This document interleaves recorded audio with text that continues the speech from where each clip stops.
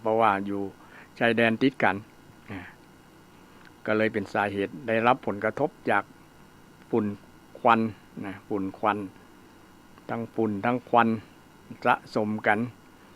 ทำให้เป็นมลภาวะเป็นพิษมลภาวะเป็นพิษตั้งเดินหายใจก็ด้วยความปรารถนาดีก็ระมัดระวังใส่แมสใส่อย่างไปตัวเวลาออกจากนอกบ้านเนาะเพื่อป้องกันบางคนมีความแพ้อากาศเลือดจะออกทางหูดังจมูกก็มีเพราะว่ามันเป็นผลกระทบต่อระบบการเดินหายใจการเดินหายใจฉะนั้นก็เราก็หาวิธีป้องกันไว้เนาะป้องกันไว้โดยการใส่แมสใส่อย่างเวลาออกจากนอกบ้านไปทำการทำงานนี่ความปรารถนาดีจากรายการธรรมะเพื่อสืบสานและเพิ่มแรงบันดาลใจจากวัดชัยสถานวันนี้ก็คิดว่าศรัทธาคงจะอยู่บ้านอยู่อย่างท่านแฟนพันธุ์แท้ที่เคยฟังก็คงจะฟังอยู่เนาะหากอยากจะร่วมรายการในการฟังแล้วมีความคิดเห็นจะได้ก็โทรศัพท์มาสนทนาธรรมกันพุทธชาวิสัชนาหรือว่าจะเสนอแนะอย่างต่างๆก็ได้ทางรายการยินดีที่จะสนองตอบต่อทุกสายที่โทรเข้ามาในรายการธรรมะเพื่อสืบสานและเพิ่มแรงบันดาลใจจากวัดชัยสถาน0531143332ศรัทธาท่านผู้ฟังคงบ่ลืมกันเนาะ0531143332มีเรื่องราวอย่างต่างๆเรื่องราวดีๆมาเล่าสู่กันฟังก็ได้มามาจากันทางรายการถือว่าเป็นวิทยาทานอย่างหนึ่งเนาะเป็นการให้ความรู้ให้ธรรมะกับส่วนรวมซึ่งก็เป็นบุญเป็นกุศลอย่างหนึ่งในการ บอกข่าวดีหรือสิ่งที่ดีๆให้กับคนอื่นฟังเป็นการมอบเป็นการ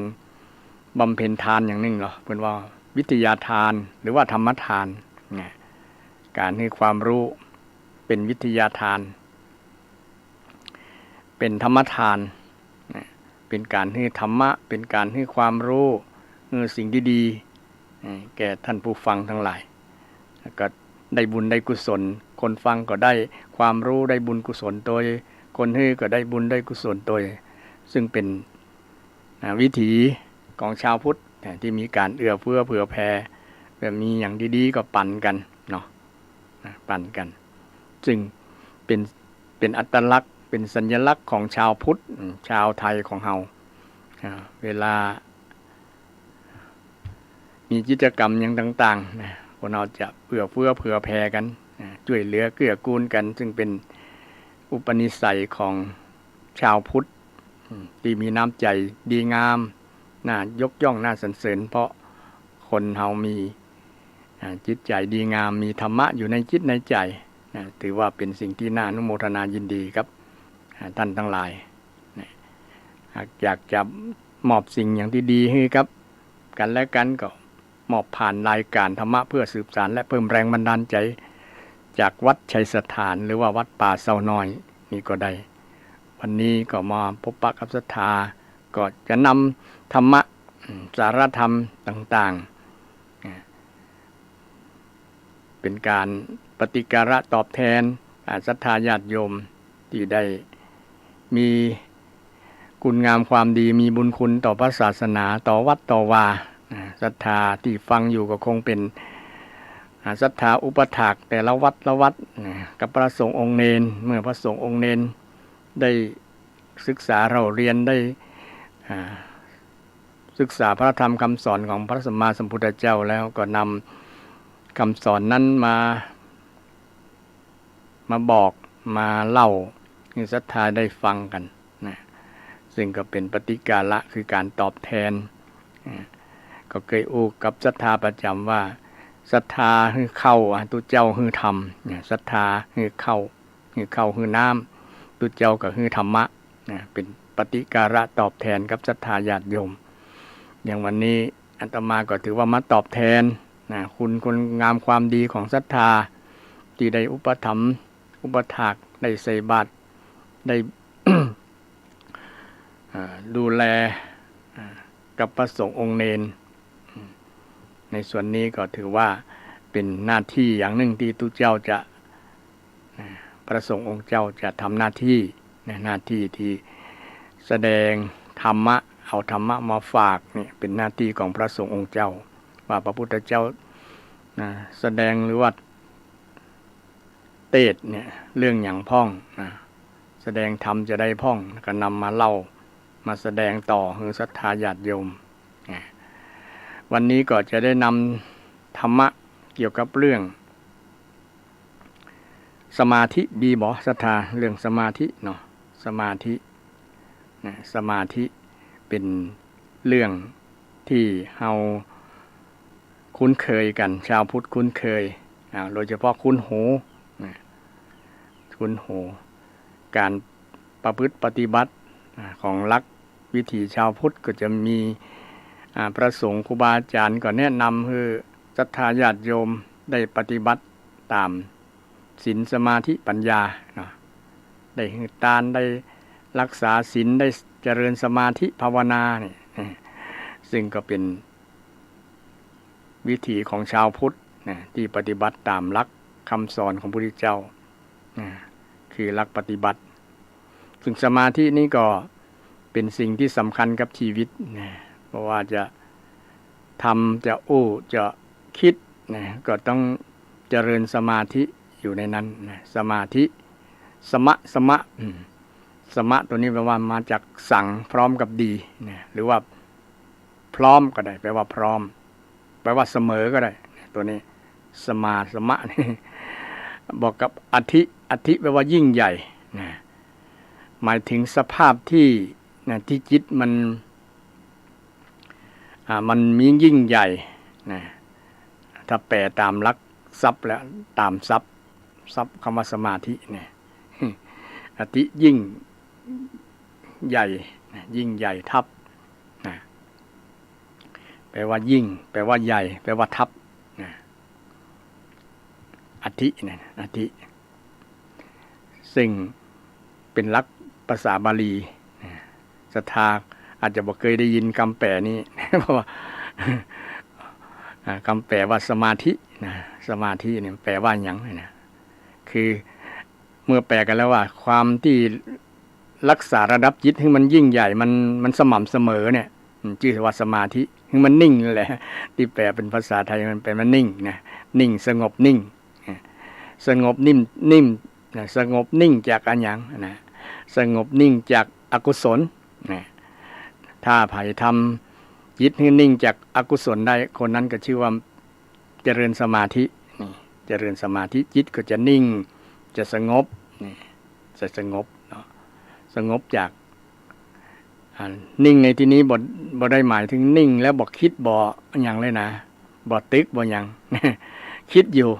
นิ่งแต่นิ่งจากสงบจากสงบจากกิเลสสงบจากกิเลสชื่อว่าสมาธิใครที่มีจิต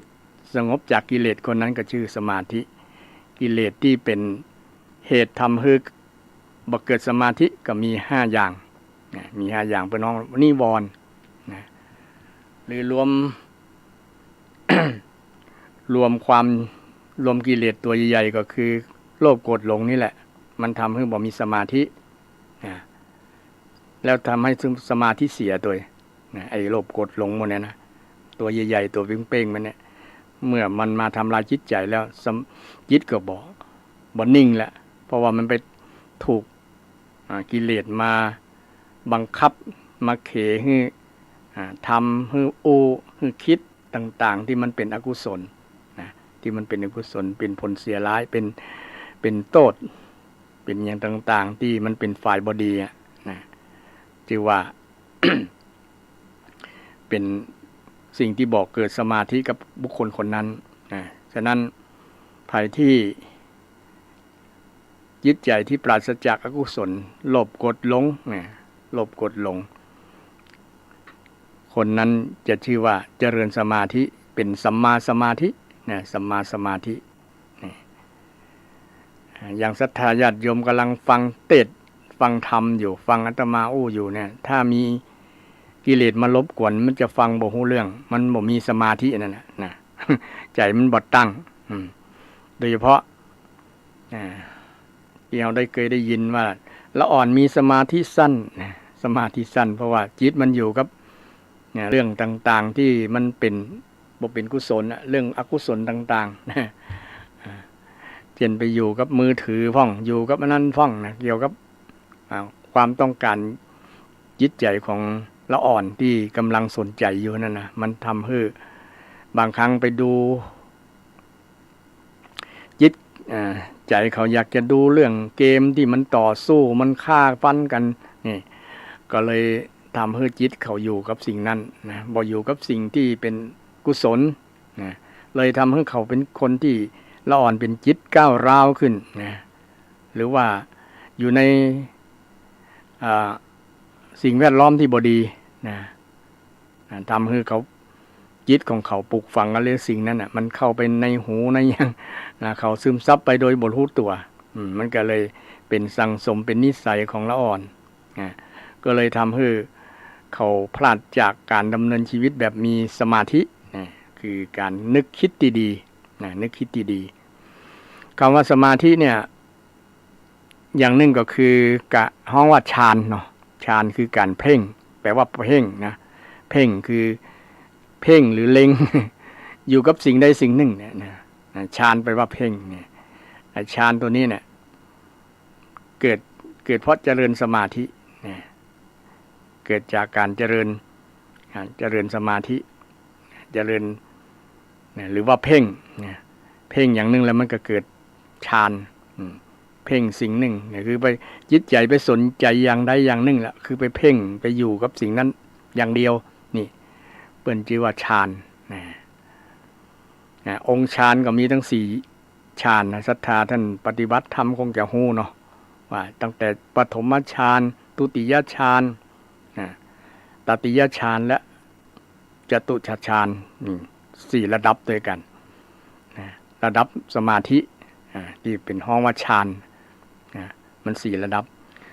แรกนี้มีองค์ฌานทั้ง5อย่างนะวิตกวิจารปีติสุขเอกคตาวิตกวิจารนี่ต้องอธิบายเกี่ยวกับเรื่อง ฌานหรือสมาธินี่ก็มีลักษณะจิตที่เพ่งที่นิ่งนี่ก็มีความหมายคล้ายๆกับกันระหว่างสมาธิกับฌานอันจริงก็เป็นองค์อันเดียวเป็นลักษณะ จิตที่นิ่งที่เพ่งอยู่อย่างใดอย่างหนึ่งทีนี้บางครั้งมันมาติดความหมายคำว่าคำของภาษาบาลีที่ว่าวิตกวิจารบางคนไปตีความหมายว่าวิตกก็คือวิตกกังวล คนที่มีวิตกกังวลจิตจะเป็นสมาธิได้อย่างไร วิตกในที่นี้มันเป็นคำภาษาบาลีคำพระเป็นภาษาพระเป็นภาษาพระเป็นภาษาของฌานองค์ของฌานองค์ที่จะได้เกิดฌานองค์แรกเนี่ยคือต้องมีการตรึกจิตที่มันตรึกมันตรึงมันตรึก อยู่อย่างตรึกในเรื่องกุศลเรื่องกุศลตรึกในเรื่องพุทธานุสติธรรมานุสติสังขานุสติเนี่ยคืออยู่กับจิตอยู่กับนั่นน่ะตรึกเนี่ยนึกกันแหละนึกตรึกกับนึก นึกระหว่างตรึกนึกเรื่องใดเรื่องหนึ่งที่มันเป็นกุศลนั่นแหละมันเกิดฌานที่เป็นองค์ที่ห้องว่าวิตกวิจารก็คือตรองบ่ใช่วิจารหมายภาษาชาวบ้านว่าไปเล่าขวัญคนนั้นคนนี้วิจารเรื่องนั้นเรื่องนี้ดีบ่ดีงามบ่งามวิจารคนนั้นคนนี้บ่ใช่นะวิจารนี้เป็นองค์ธรรมของฌานวิจารหมายถึงตรองจะละเอียดกว่าตรึกเนี่ยมาตรองมาตรองจิตที่มันตรองมันอยู่กับกุศลเนี่ยตรองกุศลนะตรองกุศลนี่เป็นฌานนะ นี่ก็เป็นองค์ของฌานศรัทธาฟังแล้วก็พิจารณาไปตัวเนี่ยพิจารณาไปตัวว่าอย่างที่ศรัทธาเคยเรียนรู้มาก็ที่อาตมาที่กระผมได้บรรยายได้แสดงในวันนี้ว่าฌานนะที่เขาว่าคนที่เจริญสมาธิเนี่ยจะได้ฌานนั้นฌานนี้เนี่ยถึงจตุฌานเนี่ยไอ้ฌานแต่ละฌานนี่มันประกอบด้วยองค์ของฌานนั้นนะแต่ละฌานเนี่ยมีองค์ธรรมะเนี่ยมีองค์ของฌานนั้นกี่อย่างอันนี้กำลังปฐมฌานอยู่ฌานที่หนึ่งเนี่ยการเพ่งระดับที่หนึ่งขั้นที่หนึ่งนี่มีองค์ฌานอยู่5คณะเพ่งไปเจริญไปนี่จะเกิดปีตินี่ปีติคือความอิ่มใจสบายใจนะม่วนใจนะเปิ้นต้องว่าเปิ้นตึงบอกว่าคนเจริญสมาธิเจริญฌานนี้มีความสุขนะมีความสุขนิ่งสบายจิตใจสบายนะมันนิ่งมันมีปีติบางครั้งก็ปีติก็มีหลายอย่างนะปีติขณนาปีติพรณนาปีติปีติทราบซ่านปีติคุตกาปีติปีติแบบโลดโผนปีติแบบอันอย่างก็แบบขนลุกขนชันพรณนาทราบซ่านพรณนาปีตินี่เนาะปีติหลายๆอย่างเนี่ยมันก็เกิดขึ้นกับคนที่เจริญธรรมเจริญสมาธินะก็เกิดความสบายใจปีติอิ่มอกอิ่มใจบางครั้งก็มีน้ำตาไหล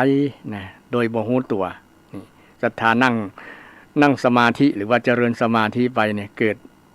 สภาวะแบบนี้ก่อนนะถ้าเกิดสภาวะปีติเกิดขึ้นขณะนั่งแล้วนะแสดงว่าเราได้ฌานองค์แรก คือมีปีติแล้วก็มีสุขด้วยเนี่ยสุขเปิดอ้อสมาธิสุขสุขเกิดจากการเจริญสมาธิ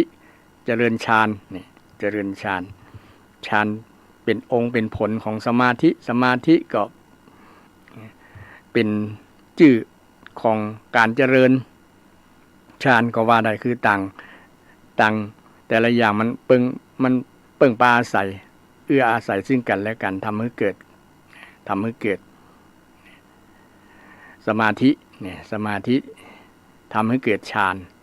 เกิดการหรือว่าฌานทำให้เกิดสมาธิก็ได้นะเพราะว่าเวลาเราเพ่งคือระลึกก็ตาม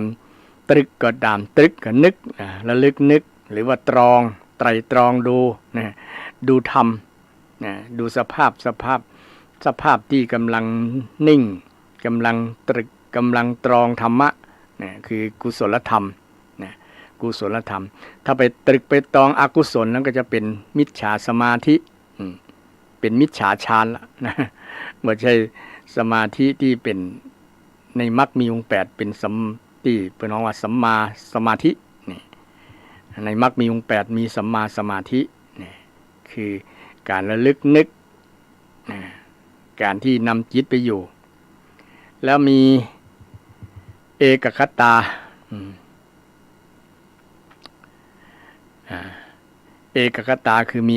จิตที่มีอารมณ์เดียวนะคือมันบ่ฟุ้งบ่คิดหลายเรื่องคิดเรื่องนั้นเรื่องนี้มันบ่ฟุ้งมันคิดเรื่องคือตึกเรื่องกุศลบ่ไปตึกเรื่องอกุศลนี่หรือว่าบ่ไปตึกหลายอย่างตรึกนึกนั่นแหละตรึกนึกตรองคือละเอียดไปแหมนี่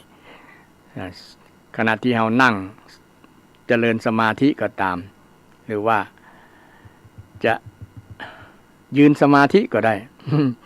นะยืนเดินก็ได้นะเพราะว่าการทำสมาธิไม่ใช่แค่นั่งอย่างเดียวแม้แต่นอนก็ยังทำนอนสมาธิก็ยังได้นะเวลาเรานอนก็นอนแบบมีสมาธิแล้วก็มีสติด้วยนะก็เจริญธรรมมักมีองค์8 2องค์3องค์นะหรือว่าทั้ง8องค์ก็พร้อมกันบางครั้งก็เกิดขึ้นในขณะนั้นได้เป็นมรรคที่เกิดพร้อมกันมรรค8เกิดพร้อมตั้งแต่สัมมาทิฏฐิสัมมาสังกัปปะสัมมาวาจาสัมมากัมมันตะสัมมาอาชีวะสัมมาวายามะสัมมาสติสัมมาสมาธิบางครั้งมันเกิดพร้อมๆกันเลยแต่เรายังพอบ่หัน เพราะว่า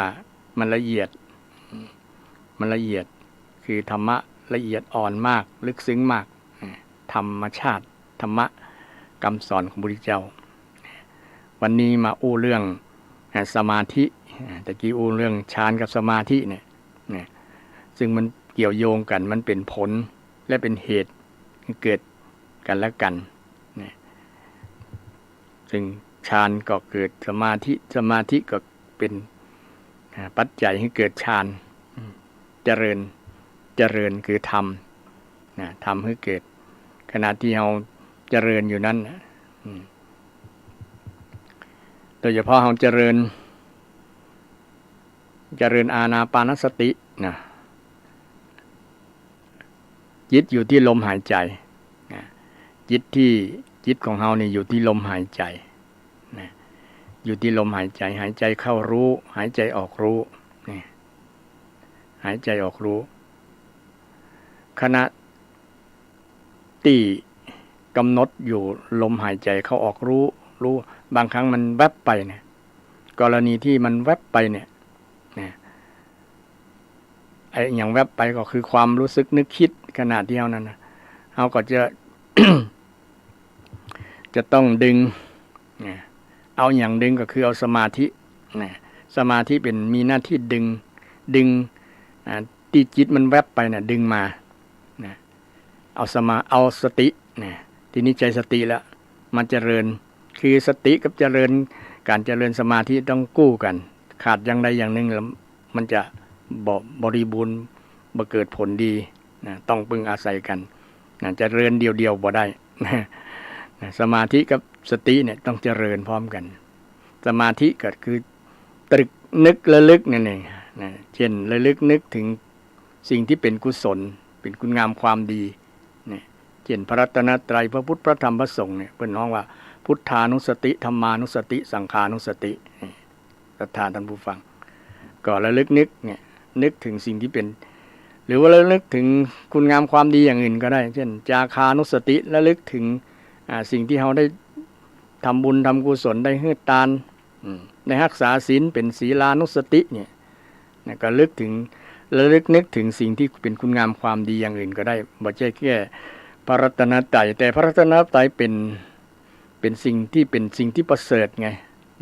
สิ่งที่เราควรระลึกนึกถึงอยู่ในอนุสติ10ประการระลึกนึกถึงสิ่งนั้นเพราะว่าจิตใจของเขามันอยู่บนนิ่มไงมันก็ศรัทธามีจิตใจของภายนิ่มบ้างคือมันอยู่บ่คิดบ่นึกอย่างเนี่ยบ่มีในโลกต้องนึกต้องตรึกอยู่นั่นแหละแม้แต่เราพยายามจะบังคับให้มันอยู่ในโอวาทของเราเนาะให้มันอยู่พุทโธเนอะธัมโมเนอะสังโฆเนอะมันก็ดึงบ่อยู่นะมันแวบไปทีนี้ไอ้ตัวนี้เป็นหน้าที่ของสติต้องดึงมา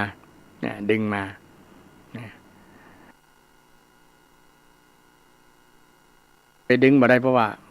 มันเป็นทำเป็นอนัตตาคือบังคับบ่ได้ บังคับบัญชามันบ่ได้มันเป็นธรรมชาติที่รักษายากแล้วก็ฝึกยากใจของคนเฮาเนี่ยนะศรัทธาพระพุทธเจ้าบอกว่าทุรักขังทุนิวารยังทุรักขังคือรักษายากแต่ระมัดระวังบ่ให้ไปคิดอย่าไปคิดเน้อนั่นตึงบ่ฟังนะมันบึงบ่ฟังเฮาจิตตัวเนี้ยนะจิตที่เป็นอกุศลมันตึงบ่ฟังตึงบ่ฟัง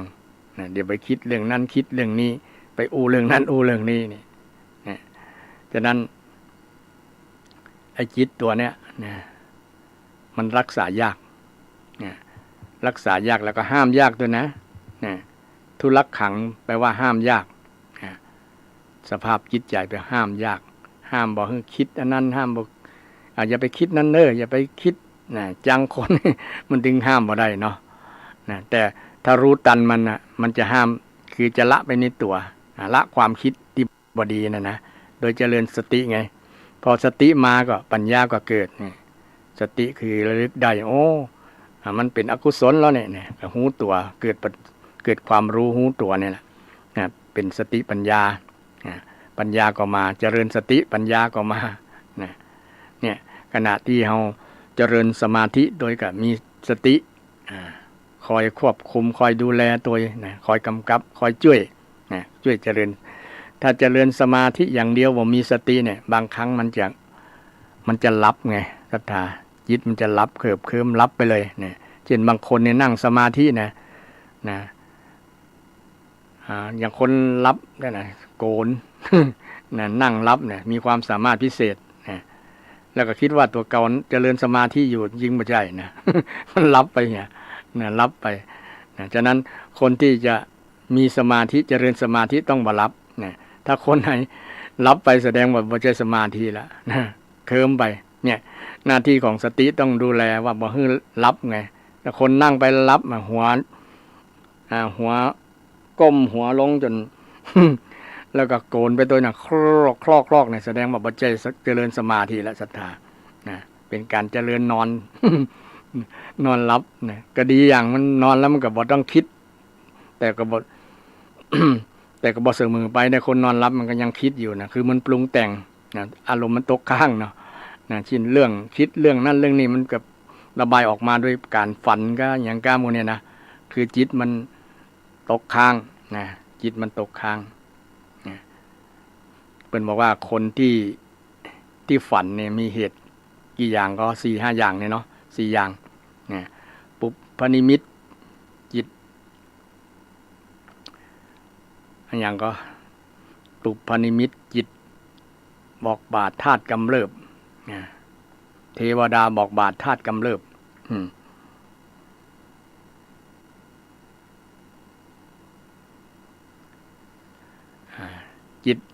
จิตที่ปุพพนิมิตก็คือเฮาฝันเรื่องอย่างอาจจะอันนี้อาจจะเป็นจริงเช่นเป็นนิมิตหมายอย่างหนึ่งที่จะเกิดขึ้นในอนาคตเวลาฝันว่าหรือฝันร้ายก็ดีฝันดีก็ดีเนี่ยนะฝันดีก็ดีมันอาจจะเป็นจริงได้เนี่ยถ้าเกิดจากปุพพนิมิตเนี่ยคือเป็นเครื่องหมายเนี่ยอย่างคนที่จะมาเป็นแม่พระโพธิสัตว์เนี่ยที่อยู่จันดุสิตเนี่ยเช่นฝันว่าจ้างถือดอกบัวเนี่ยนะมีคนจะมาเข้าสู่พระขันธ์มาเกิดในพระขันธ์ของตัวเก่าก็เป็นนิมิตอาจจะมีสิ่งที่ดีเกิดขึ้นเพราะว่าเป็นเหตุมาจากปุพพนิมิตจิตอาวรณ์นี่จิตบอกบาทจิตที่มันจิตปรุงแต่งมันคิดตกค้างคิดเรื่องหลายๆเรื่องหลายๆเราทำให้เกิดความฝันเมื่อรับไปแล้วก็ฝันดีพ่องฝันร้ายพ่องบางครั้งฝันร้ายนี่เหงื่อท่วมตัวนะล่นหนีคนหรือว่าจะถูกฆ่าอย่างประมาณนั้นนะหรือว่าไปตบตีกันไปฆ่าลั่นฟันแทงกันน่ากลัวนะจนสะดุ้งตื่นอันนี้จิตตกค้างจิตมันตกค้างแล้วฝันแล้วทำให้เกิดฝันแล้วก็เทวดาบอกเทวดามาบอกนี่ก็เป็นเหตุอย่างหนึ่งทำให้เกิดฝันเกิดความฝันเนี่ยประมาณนี้เรื่องความลับเนาะมันตะกี้ว่าไผที่ลับเนี่ยแสดงว่าเจริญสมาธิมันบ่ได้ผล มันบ่เป็นเจริญสมาธิต้องจิตต้องตรึกต้องนึกเนี่ยต้องมีวิตกวิจารอยู่นั่นนะตรึกนึกคือเจริญสมาธิไปตัวเนาะเจริญสติไปตัวสติควบคุมไปตัวคือจังรู้ตัวรู้ทั่วรู้พร้อมนะว่าขณะนั้นเรากำลังเจริญสมาธิกำลังเจริญสตินี่เจริญสติอยู่แต่เมื่อมันเกิดต้องฮู้ว่ามันเกิดขึ้นกับจิตใจเราไม่ว่าจะเป็นกุศลก็ตามอกุศลก็ตามที่มันเกิดขึ้นกับความคิดกับจิตใจของคนเราเวลาเราขณะที่เรานั่งอยู่นะบางคนนั่งแล้วนั่งหลายชั่วโมงเป็น 3-4 ชั่วโมงจริงนั่งแล้วหลับไงมันก็เลยได้เหมือนถ้านั่งบ่หลับนี้มันสภาวะอย่างอื่นจะเกิดขึ้นเรื่อยๆนะโดยเฉพาะองค์ฌานต่างๆจะปรากฏขึ้นนะองค์ฌานตั้งแต่ปฐมฌานจนถึงจตุตฌานนะตะกี้ได้เรื่องปฐมฌานคือศรัทธาฟังองค์ของฌานที่1นะศรัทธาฟังขณะที่เรานั่งอยู่มีความสุขมีปีตินี่นะ มีวิตกวิจารเนี่ยนะก็ถือว่าเขาได้สมาธิเขาได้ฌานอันแรกแล้วนะตึกในที่นี้ตรองในที่นี้ก็คือถึงตึกตรองของธรรมะธรรมที่เป็นกุศลธรรมที่เป็นกุศลธรรมที่เป็นกุศลคืออันอย่างกุศลธรรมที่เป็นกุศลคืออโลภะอโทสะอโมหะเนี่ยคือไม่โลภไม่โกรธไม่หลงนั่นนะจิตที่มันบ่โกรธบ่โลภบ่หลงนั่นนะที่เราระลึกตรึกดูนะตรึงอยู่กับกุศลนั้นที่มันเกิดขึ้นกุศลกรรมบท10ประการนั่นแหละศรัทธาเนี่ยตรึงทั้งตรึกทั้งตรองอยู่กับสิ่งนั้นน่ะมันจะได้ฌานมันจะได้สมาธินี่มันจะได้สมาธิถ้าเป็นลักษณะของชาวบ้านนะประยุกต์บ่ถึงกับระดับของผู้ปฏิบัติธรรมขั้นสูงเนาะชาวบ้านนำสมาธิไปใช้เช่นขับรถอยู่ก็ระตึกก็ตรึกอยู่ นึกอยู่ว่าเรากำลังขับหูแล้วมีสติตัวเนี่ยมีสติก่อนสตาร์ทเพิ่นว่านะต้องมีสมาธิกันนะครับนะจิตมันก็ตรึงอยู่กับพวงมาลัยกับถนนกับเลนถนนว่าดูซ้ายดูขวาดูหน้าดูหลังมันก็จะขับรถไปด้วยดีปลอดภัยเพราะนำสตินำสมาธิไปใช้ในเวลาขับรถนี่ซึ่งธรรมะของพระพุทธเจ้าเนี่ยก็นำไปใช้ทุกอย่างได้ในการดำเนินชีวิตเนี่ยบอกว่าจะทำการทำงานก็ดีคณะทำการทำงานแม้แต่ศรัทธากำลังฟังเทศน์อยู่เนี่ยถ้าบ่มีสมาธิบ่เจริญสมาธินะบ่ตั้งใจเนี่ยนะคือจิตบ่นิ่งอยู่กับสิ่งที่เราฟังเนี่ยจิตไม่นิ่งอยู่กับสิ่งที่เราฟังว่าเรากำลังฟังเรื่องอย่างวันตุเจ้าเป็นกำลังอู้อย่างเนี่ยจิตไปแวบไปคิดเรื่องอื่นไปอยู่กับเรื่องอื่นนะได้ยินอยู่แต่ว่าบ่ฟังนะจิตใจมันบ่ฟังนะมันก็เลยบ่ฮู้เรื่องนะบ่ฮู้เรื่องนี่บ่ฮู้เรื่องแล้วก็เสียผลประโยชน์ จากการบ่ฮู้เรื่องนี่ฉะนั้นทำอีหยังก็ต้องมีเจริญสติเจริญสมาธิไปตัวนะต้องรู้ตัวคือธรรมะ2อย่างสติและสมาธิก็ต้องเจริญไปพร้อมกันเป็นสัมมาสติสัมมาสมาธิเป็นมรรคในมรรคมีองค์8ตัวชีวิตของคนเฮาก็เจริญมรรคมีองค์8บางครั้งก็โดยบ่ฮู้ตัวจริงศรัทธาบางคนเจริญมรรคมีองค์8ครบบริบูรณ์นั่นแหละเนาะตั้งแต่เจริญสัมมาทิฏฐิคือเห็นถูกเห็นชอบเห็นถูกต้องมีทัศนะที่ถูกต้องมีเข้าใจที่ถูกต้องแล้วเข้าใจในการดำเนินชีวิตก็คิดเมื่อเข้าใจถูกต้องแล้วก็นำไปสู่การคิดถูกต้องเปิ้นฮ้องภาษาพาเปิ้นว่าสัมมาสังกัปปะคิดที่ถูกต้องที่ครูบาอาจารย์เปิ้น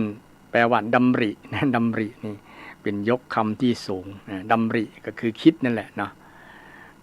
ดำรินี้เป็นคล้ายๆคำราชาศัพท์ดำริพระเจ้าอยู่หัวมีพระราชดำริก็คือทรงคิดนั่นแหละนะคิดดำริในภาษา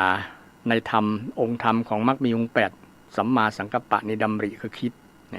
คิดก็คือนึกคิดในสิ่งที่เป็นกุศลที่บ่เบียดเบียนภัยที่บ่พยาบาททำคนอื่นเดือดร้อนเนี่ยคิดแบบนี้เป็นคิดแบบกุศลคิดกุศลเมื่อคิดดีแล้วก็อู้ดีไปตัวเป็นสัมมาวาจาอย่างศรัทธาท่านทั้งหลายก็ดำเนินตามเนี่ยนะสัมมาวาจาก็ต้องอยู่ในสมาธิก็ต้องอยู่ในเนี่ยแหละก็ตั้งใจอู้จะบอกอู้ในกรรมที่เป็นอกุศลหรือว่าวจีทุจริตวจีสุดเราจะอู้เรื่องวจีสุจริตคือคำโอตีดีงามสุแปลว่าดีงามเนาะ สุจริตเนี่ยคือการประพฤติดีคือประพฤติในที่นี้กรรมโอ้เนี่ยเป็นกรรมโอที่ดีนี่ก็ตั้งใจโอ้เนี่ยตั้งใจโอ้ปรารถนาโอ้ที่ดีนี่ก็เป็นการนำสมาธิมาเจริญในกรรมการโอ้นั้นการโอ้นั้นก็จะ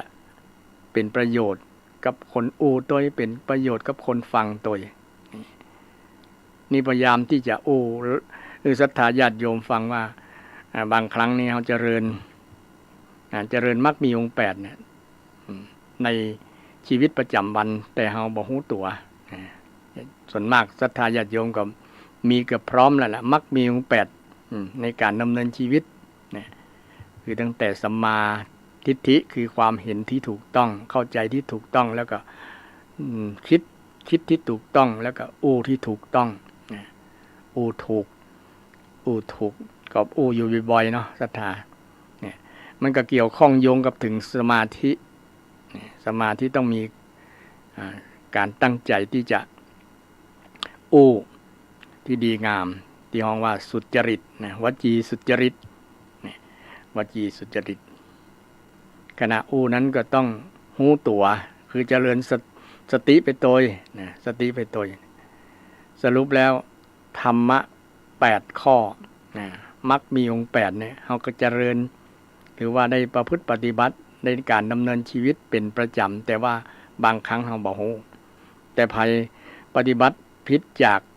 มรรคมีองค์8แล้วมันจะมีปัญหามีทุกข์มีโทษต่างๆตัวมาเพราะว่ามันเป็นเหตุมิจฉานี่แปลว่าความไม่ถูกหรือว่าผิดไม่ชอบผิดไม่ถูกไม่ชอบมิจฉาเนาะที่ตรงกันข้ามกับสัมมา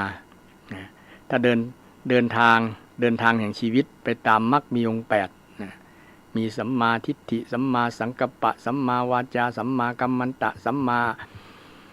อาชีวะสัมมาวายามะสัมมาสติสัมมาสมาธิทั้ง8ข้อเนี่ยคนนั้นจะชีวิตก็จะราบรื่นมีความสุขบ่มีความทุกข์ไม่ว่าจะเป็นภิกษุณีบาศกบาสิกาทุกคนแล้วก็บ่ยกเว้นไผ่หมายถึงว่าคนไหนจะคิดว่าตัวเก่านับถือศาสนานี้แต่ว่าบางคนดำเนินชีวิตตามมรรคมีองค์8หรอโดยเฉพาะกรรมอู้เนาะกรรมอู้กรรมจาเนี่ยมรรคมีองค์8คือสัมมาวาจาสัมมาวาจานี้สำคัญศรัทธาถึงวันนี้คนพิษหัวกันฆ่ากันก็เพราะกรรมอูกรรมจาส่วนหนึ่งนะเป็นปัญหาทำให้คนฆ่ากันทำให้คนเกลียดกันก็มาจากกรรมอูกรรมจาบทเจริญสัมมาวาจาไปเจริญมิจฉาวาจาก็เลยเป็นเรื่องเป็นราวเป็นทุกข์เป็นโทษเพราะไม่เจริญตามมรรคมีองค์8นี่ตะกี้ อู่เรื่องมรรคมีองค์8นะเพราะว่าอู่เรื่องสมาธิมันก็ศรัทธาสมาธิก็มีอยู่ในมรรคมีองค์8ที่จะนำไปสู่การหลุดพ้นจากปัญหาหลุดพ้นจากความทุกข์คนที่มีจิตสงบจิตอยู่กับกุศลแล้วเนี่ยมันสงบจากอกุศลจากอกุศลมันก็จะมีความสุขสมาธิทำให้เกิดสุขอย่างตะกี้ว่าองค์ฌานเนี่ยมีสุขอยู่ด้วยนะมีสุขเมื่อคนเจริญสมาธินั่งเช่นคนฝึกนั่งทำสมาธิอยู่ที่บ้านที่ไหนก็ตามเนาะรับตาเสียนะเป็นใดเป็นถึงให้รับตาเพราะว่าตาเนี่ยมันหันนั่นหันนี่มันก็เป็นบางครั้งก็เป็นอกุศลได้เนาะเป็นก็เลยรับตาอย่างเงี้ย ปิดหูฟ้องเนี่ยปิดหูปิดตาเสียบ้างแล้วจะนั่งสบายปิดหู2 ข้างปิดตาเสียบ้างจะนั่งสบายเพราะว่ามันไม่ได้ยินนะเอาสำลีอุดไปเลยไม่ได้ยินนะพอไม่ได้ยินถ้าได้ยินแล้วมันก็จะเกิดอารมณ์เกิดเวทนาเกิดความรู้สึกรู้สึก อันนี้เสียงนี้ด่าเสียงนี้นินทาเสียงนี้ว่าเฮาด่าเฮายังเป็นประมาณนั้นก็เลยมาทำจิตใจให้สงบจากอกุศลทั้งหลายก็ได้ปิดหูปิดตาก็นั่งตัวตรงดำรงสติให้มั่นมีคำว่าดำรงสติให้มั่นในสมาธิสูตรก็ตามในสติสูตรการเจริญสติโดยเจริญสติมหาปัฏฐาน4นะกายเวทนาจิตธรรมนะกายเวทนาจิตธรรมอันนี้เป็นการเจริญสติเนาะเจริญสติไปโดยเจริญสมาธิไปโดยมันกับปึ้งปลาใส่กันนะศรัทธาปึ้งปลาใส่กันองค์ธรรมของมรรคมีองค์8เนี่ยก็อยู่ในกลุ่มก้อนเดียวกันนะไม่ใช่ว่าแยกตัวเด็ดขาดไม่ใช่นะศรัทธาก็จงอยู่ในกลุ่มก้อนเดียวกันเป็นอันหนึ่งอันเดียวกันนะแต่ที่แยกข้อเพื่อให้หูชัดว่าความการเจริญแบบนี้มันเป็นลักษณะนี้เนี่ยทั้ง8ข้อนี้ก็เป็นองค์อันเดียวกันอยู่ในกลุ่มก้อนเดียวกันนะซึ่งต้องเปิงปลาใส่กันอันนี้ต้องทำความเข้าใจนะเกี่ยวกับมรรคมีองค์8นะอาตมาก็พยายามบ่อยๆเพราะว่าหลักธรรมคำสอนของพระเจ้านะสรุปแล้วเนี่ยข้อประพฤติปฏิบัติที่เป็นประโยชน์ต่อการดำเนินชีวิตของคนเราก็คือเจริญตามมรรคมีองค์8นี่แหละออกไปทางใดก็อยู่เนี่ยนะโดยเฉพาะวันนี้เรื่องสมาธิเนี่ยสมาธินี้เป็นประโยชน์หลายอย่างนะเป็นประโยชน์หลายอย่างเป็นประโยชน์ทำให้เกิดความสำเร็จโดยเช่นจะมีในธรรมที่ฮ้องว่าอิทธิบาท4อิทธิบาท4อิทธิบาท4มีฉันทะวิริยะจิตตะวิมังสาเนี่ยข้อที่3จิตตะนี่นะคือสมาธินะสมาธิใครอยากจะสำเร็จเนี่ยอยากจะมีฤทธิ์เนี่ยอิทธิบาทแปลว่าฤทธิ์นะฤทธิ์ที่ทำให้เกิดความสำเร็จนะใครอยากมีความสำเร็จประสบผลสำเร็จนะเจริญตามอิทธิบาท4ข้อฉันทะก็คือความพอใจคือความหมจิตใจมันหมเนาะหมอยากจะทำอย่างกับถ้าบ่มีใจมันก็บ่ทำบ่สำเร็จมันก็ศรัทธาเช่นบางคนนี่บ่มีใจทำงานเนี่ย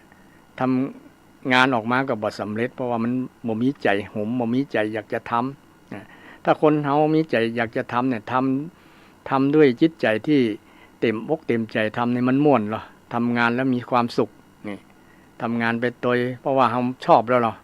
เช่นเป็นแม่ค้าก็ชอบเรื่องแม่ค้าขายเนี่ยเนาะคนที่บ่ชอบไปทำกับบ่สำเร็จแหละมันต้องมีใจหมเรื่องนั้นเป็นตำรวจเป็นทหารก็ต้องมีใจหมเรื่องนี้เนี่ยมีอาชีพอย่างมีเกษตรกรก็ต้องหมเรื่องเกี่ยวกับเรื่องทำเกษตรกรรมกสิกรรมเนาะไถไร่ไถนาปลูกสวนปลูกพืชอย่างนี้ก็ต้องหุมเรื่องนั้นต้องมีจิตเป็นเบื้องต้นคือมีจิตหุมก่อนจิตชอบก่อนจิตชอบภาษาพระเพิ่นฮ้องว่าฉันทะนี่กำลังเรื่องว่าอิทธิบาท4มันมีสมาธิตัวสมาธิทำให้เกิดความสำเร็จในองค์ธรรมอิทธิบาท4มันมี4ข้อใน4นั้นมีข้อที่3ที่เป็นสมาธิคือจิตตะนี่แต่นี้กำลังข้อแรกก่อนว่าฉันทะนี่คือความมีจิตหุมเนาะจิตชอบฉันทะนี่ชอบที่จะทำนะชอบที่จะทำให้ งานสำเร็จไปเกินแล้วคนมีใจหุมเนี่ยอยากจะทำยังไงบางคนที่มีความขยันน้อยเนี่ยคือขี้ค้านเนาะขี้เกียจเนี่ยมันบ่มีใจจะทำเนี่ยมันก็ทำให้งานเสียนะเจ้านายก็จะด่าโดยม้าควายเนี่ยเดี๋ยวนี้คนมีค่านิยมบางอย่างเนาะไปมาก็ควายปิ๊กก็โวยกว่าเวลาเนี่ยมา มาเวลาไทยไปเวลาฝรั่ง มาเวลาไทยก็คือม้าควายเนี่ยเพิ่นนัด 8:00 นมา 9:00 นเนี่ยนะเป็นคอร์รัปชันเวลาไปอย่าง นะมีทั่วโลกนะทั่วโลกไม่ใช่เฉพาะประเทศไทยเนี่ยคนที่บ่มีใจหุมในการทำงานมันก็เลยเป็นผลเสียบ่สำเร็จใครก็ตามที่มีจิตใจหุมในการทำงานนั้น ทำงานแล้วมีความสุขโอ้วันไหนบ่ได้ทำเนี่ยบ่ม่วนนี่คนนั้นมีฉันทะในใจแล้วความสำเร็จไปกึ่งแล้วเลยศรัทธาความสำเร็จไปกึ่งแล้วต่อมาวิริยะคือมีความเพียรทำไปติดต่อคือถือทำเป็นประจำบ่ละ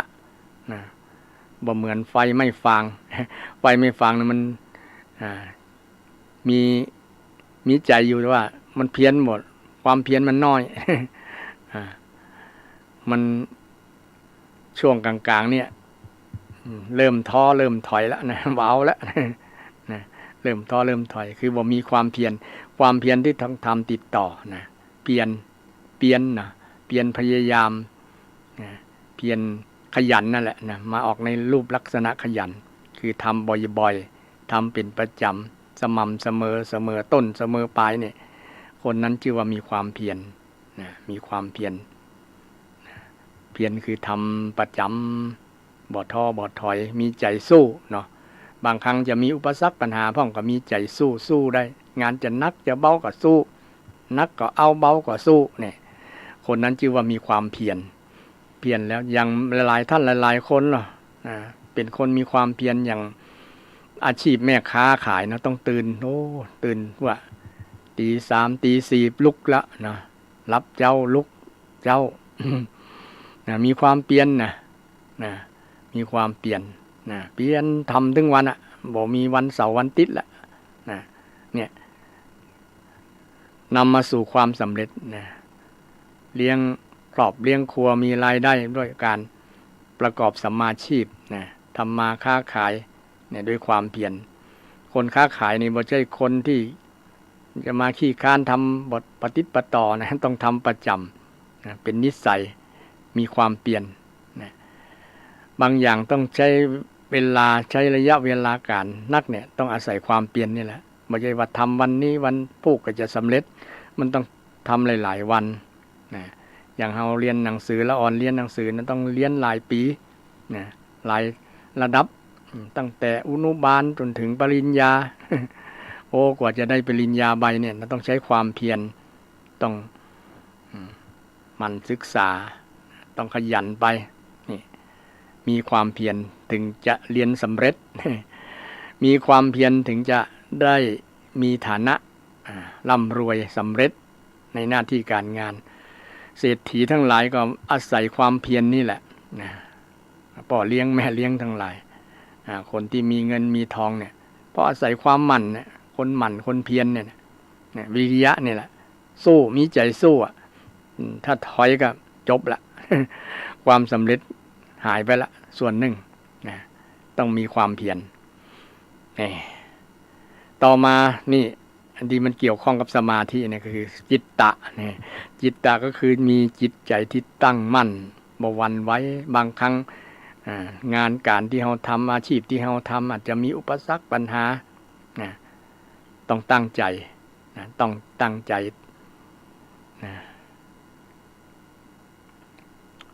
ต้องตั้งใจสู้เริ่มมาจากเพียรนั่นแหละเพียรแล้วก็ตั้งใจทำตั้งใจเรียนตั้งใจอย่างศรัทธาญาติโยมตั้งใจฟังเทศน์เนี่ยเนาะมันก็สำเร็จนะฟังแล้วก็เข้าใจแล้วเพราะว่ามันมีสมาธินะต้องตั้งใจอย่าง เราอ่อนไปโรงเรียนแล้วบ่ตั้งใจฟังครูสอนเนี่ยนะมันก็บ่ฮู้เรื่องหยัง เพราะว่ามันขาดจิตตะขาดสมาธินี่แหละเนี่ยสมาธิมันบ่ฟังใจมันบ่มีแล้วมันเริ่มตั้งแต่บ่มีฉันทะแล้ว คือบ่มีใจหุ่มอยากจะเรียนนะคนนั้นแหละลูกหลานคนนั้นแหละเรียนจะได้ก็บ่สำเร็จนะตกซ้ำจันอยู่แต่เดี๋ยวนี้เพิ่นดีแล้วเพิ่นบ่ฮื้อตกเนาะต้องแก้ไอแก้เอฟหยังพวกนั้น แต่เนาะมาสอบซ่อมแต่เนาะแต่ก่อนเปิ้นบ่ฮื้อผ่านเลยหรอต้องข้ามปีเนาะสมัย 40-50 ปีก่อนเปิ้นบ่ฮื้อผ่านต้องเรียนซ้ำจันปีนึง แต่เดี๋ยวนี้บ่มีแต่ฮื้อมาแก้เอฟแก้ไอเนาะที่ร้อนมัน เหียนอ่อนเพราะนี่แหละบ่มีฉันทะบ่มีวิริยะบ่มีความเพียรบ่มีใจสู้ พ่อแม่ส่งไปเรียนก็ไปบ่ถึงโรงเรียนไปกระโดดเรียนเนี่ยคือบ่มีความเพียรไปบ่ถึงเรียนสักกรรมบ่ถึงโรงเรียนสักกรรมไปไหนก็บ่ฮู้จนผู้ปกครองทางโรงเรียนก็มาติดต่อพ่อแม่ว่าลูกไปไหนนี่ก็เป็นผลว่าละอ่อนคนนั้นขาดฉันทะขาดวิริยะและจิตตะจะมานั่งตั้งใจฟังคนโอ้เนี่ยแม้แต่คนใหญ่นะและศรัทธาญาติโยมนะคือข้าวนิยมในการฟังเนี่ยคนไทยนี่ยังอ่อนอยู่ในการฟังเพราะว่าถือตัวว่าตัวเก่ามีความรู้แล้วเนี่ยฟังคนบทเกิน5 นาทีแล้วก็นั่งลุกหนีอย่างประมาณนั้นนะบอกฟังบอกเป็นนักฟังบอกเป็นนักฟังเหมือนศรัทธากำลังฟังเนี่ยเป็นนักฟังธรรมะนะการตั้งใจฟังเนี่ยนะเป็นสิ่งที่จะนำไปสู่ความสำเร็จบางครั้งเนี่ยครูบาอาจารย์ที่เป็นคนที่มีความรู้นักปราชญ์ที่มีความรู้เนี่ยเนาะเปิ่นนำสิ่งที่ดีๆข้อคิดที่ดีๆบางครั้งเราฟังแล้วนะนำไปประยุกต์ใช้ชีวิตเป็นข้อคิดให้กับชีวิตของเราได้นะเกิดจากการตั้งใจที่เราตั้งใจฟังจะเป็นละอ่อนตั้งใจฟังครูบาอาจารย์ก็เรียนเก่งเนาะประสบผลสำเร็จอนาคตก็ดีเพราะมีจิตตะเดี๋ยวนี้ละอ่อนนี้ขาดจิตตะคือจิตตะสมาธิสั้นนะสมาธิสั้นบอกค่อยฟังไปฟังแล้วฟังน้อยเดียวบอกค่อยฟังครูยิ่งปัจจุบันนี้ครูจะไปเอาแส้ตีก็บ่ได้นะถ้าละอ่อนมันให้มันดื้อบ่ฟังเลยเนาะผิดกฎหมายครูก็บ่กล้าเสี่ยงแต่ก่อนละอ่อนได้ดีเพราะไม่แส้เนาะบ่ฟังเป็นได้บ่ฟังเนี่ยจดไม่แส้สักกรรมก็กลัวละก็ตั้งใจฟังถึงเขาจะจำใจฟังก็ตามแต่ว่ามันเป็นผลดีกับละอ่อนเนาะเป็นผลดีกับละอ่อนฟังแล้วก็เมื่อตั้งใจฟังก็เข้าใจวิชาความรู้ที่ครูบาอาจารย์ประสิทธิ์ประสาทนี่เรื่องสมาธิเนี่ยสมาธิอยู่ในอิทธิบาทความสำเร็จจะเกิดขึ้นได้นะและข้อสุดท้ายวิมังสาเนี่ยวิมังสาคือการใช้สติปัญญาพิจารณาการทำงานการอย่างต่างๆเนาะต้องใช้สติปัญญาตัวนะใช้ความคิดรอบคอบนะวิมังสาเนี่ยแปลว่าการทบทวนนะไตร่ตรองนะสิ่งที่เราทำก็ตามสิ่งที่เราประกอบสมาชีพต่างๆเนาะนะบางครั้งมันมีอุปสรรคปัญหาเราก็ต้องใช้สติปัญญาใช้เทคนิคเวลาเรียนเนาะต้องใช้เทคนิคถึงจะสำเร็จได้ใช้สติปัญญาบางครั้งบอกใจว่าเอา เอาความขยันว่านะเอาแหงทุบแหงต่ำว่าแต่บางครั้งต้องใช้สติปัญญาเนี่ยจะได้จึงประหยัดแรงกายเราเนี่ยทำงานนี้ก็ลุล่วงไปด้วยดีด้วยการมีความคิดแตกฉานความคิดแก้ปัญหาบางครั้งทำไปแล้วมีปัญหานะก็ใช้สติปัญญาใช้วิมังสาเนี่ยแหละวิมังสาคือเป็นตัวสติปัญญาแหละการที่จะนำไปสู่ความสำเร็จคนที่มีความสำเร็จเนี่ยเจริญธรรม4 ประการนี่แหละมีความพอใจเพียรไปติดต่อจดจ่อสิ่งนั้นมันพิจารณาเนี่ยมันพิจารณาแปลเป็นไทยแล้วเนาะถ้าเป็นภาษาพระเป็นของว่าฉันทะวิริยะจิตตวิมังสาฉันทะวิริยะจิตตวิมังสาถ้าแปลเป็นไทยก็คือมีความพอใจคือมีใจหุมนะมีความพอใจเพียรไปติดต่อนะก็คือความเพียรวิริยะจดจ่อสิ่งนั้นก็คือสมาธินี่แหละคือจิตตะนี่แหละจิตตะก็คือตัวสมาธิวิมังสาวิมังสามันพิจารณาคือใช้สติปัญญาพิจารณาดูว่าเขาจะแก้ปัญหาจะทำจะได้ให้มันสำเร็จนี่ให้มันดีมันงามขึ้นมันพัฒนาขึ้นนี่ต้องใช้วิมังสานี่แหละ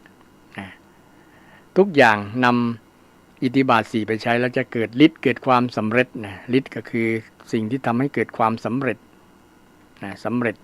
ประสบกับสิ่งที่เราคาดหวังไว้เราที่ทำไว้เนี่ยมันจะประสบผลสำเร็จ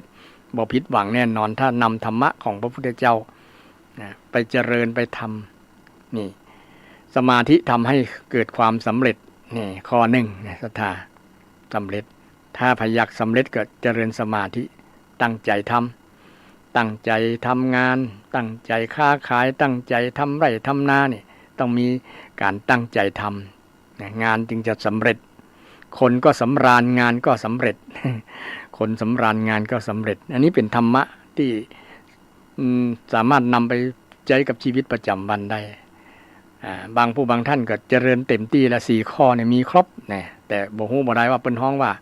ฉันทะวิริยะจิตตะวิมังสาเนี่ยศรัทธาบางผู้บางท่านที่กำลังฟังอยู่มีครบหมดนะตั้งมีความพอใจเพียรไปติดต่อจดจ่อสิ่งนั้นมันพิจารณาอาตมาบางครั้งไปอธิบายไปสอนละอ่อนไปสอนเนรสามเณรเนี่ยบอกให้มีใจนะใจหนึ่งเต็มนะ2ตั้งเต็มแล้วก็แข็งก่อนเนาะเต็มแข็งตั้งเข้า พออ้วนนี้ละอ่อนพากันคิดลึกนะเต็มแข็งตั้งเข้ามันคืออย่างคือเต็มใจไงนะเต็มใจทำงานเต็มใจเรียนนี่ถ้าหนูตั้งเต็มใจเรียนนะแล้วก็แข็งใจเรียนคือสู้นะเต็มแข็งตั้งคือตั้งใจเรียนนะตั้งมีสมาธิเรียนนะไม่ใช่สมาธิแตก กันทำให้บ่ได้ผลเรียนแล้วเกรดออกมาบ่ดีนี่เต็มแข็งตั้งเข้าใจนะเข้าใจเรียนเข้าใจมีเทคนิคในการศึกษาเราเรียนเวลาครูอธิบายบางครั้งมันนักลำไปบ่ฮู้จะแย่ใดก็สุจิบุริเนาะสุก็คือฟังจิก็คือคิดลิก็คือจดไว้นะปุริปุถามก่อนนะปุถามสุจิปุริถาม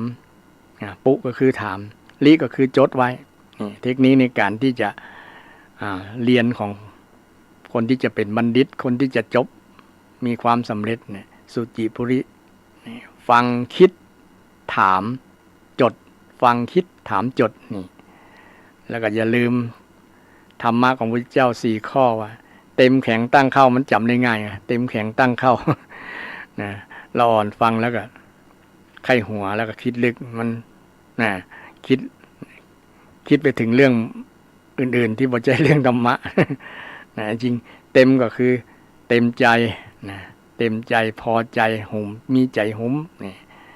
นะเต็มแข็งคือแข็งใจก็คือสู้ใจสู้นะจิตใจที่เข้มแข็งนี่มันสู้นะมีอุปสรรคปัญหาสู้ได้เพียรไปติดต่อเนี่ยนะคือสู้ใจสู้แล้วก็ตั้งใจนะใจมันตั้งใจบอกเขวบอกคิดอันอย่างฟุ้งซ่านนะใจอยู่กับหนังสือนะใจอยู่กับครูบาอาจารย์ใจหูอยู่กับเสียงของครูบาอาจารย์อธิบายนี่เป็นจิตตะคือเป็นการเจริญสมาธิใครที่มีสมาธินำสมาธิไปใช้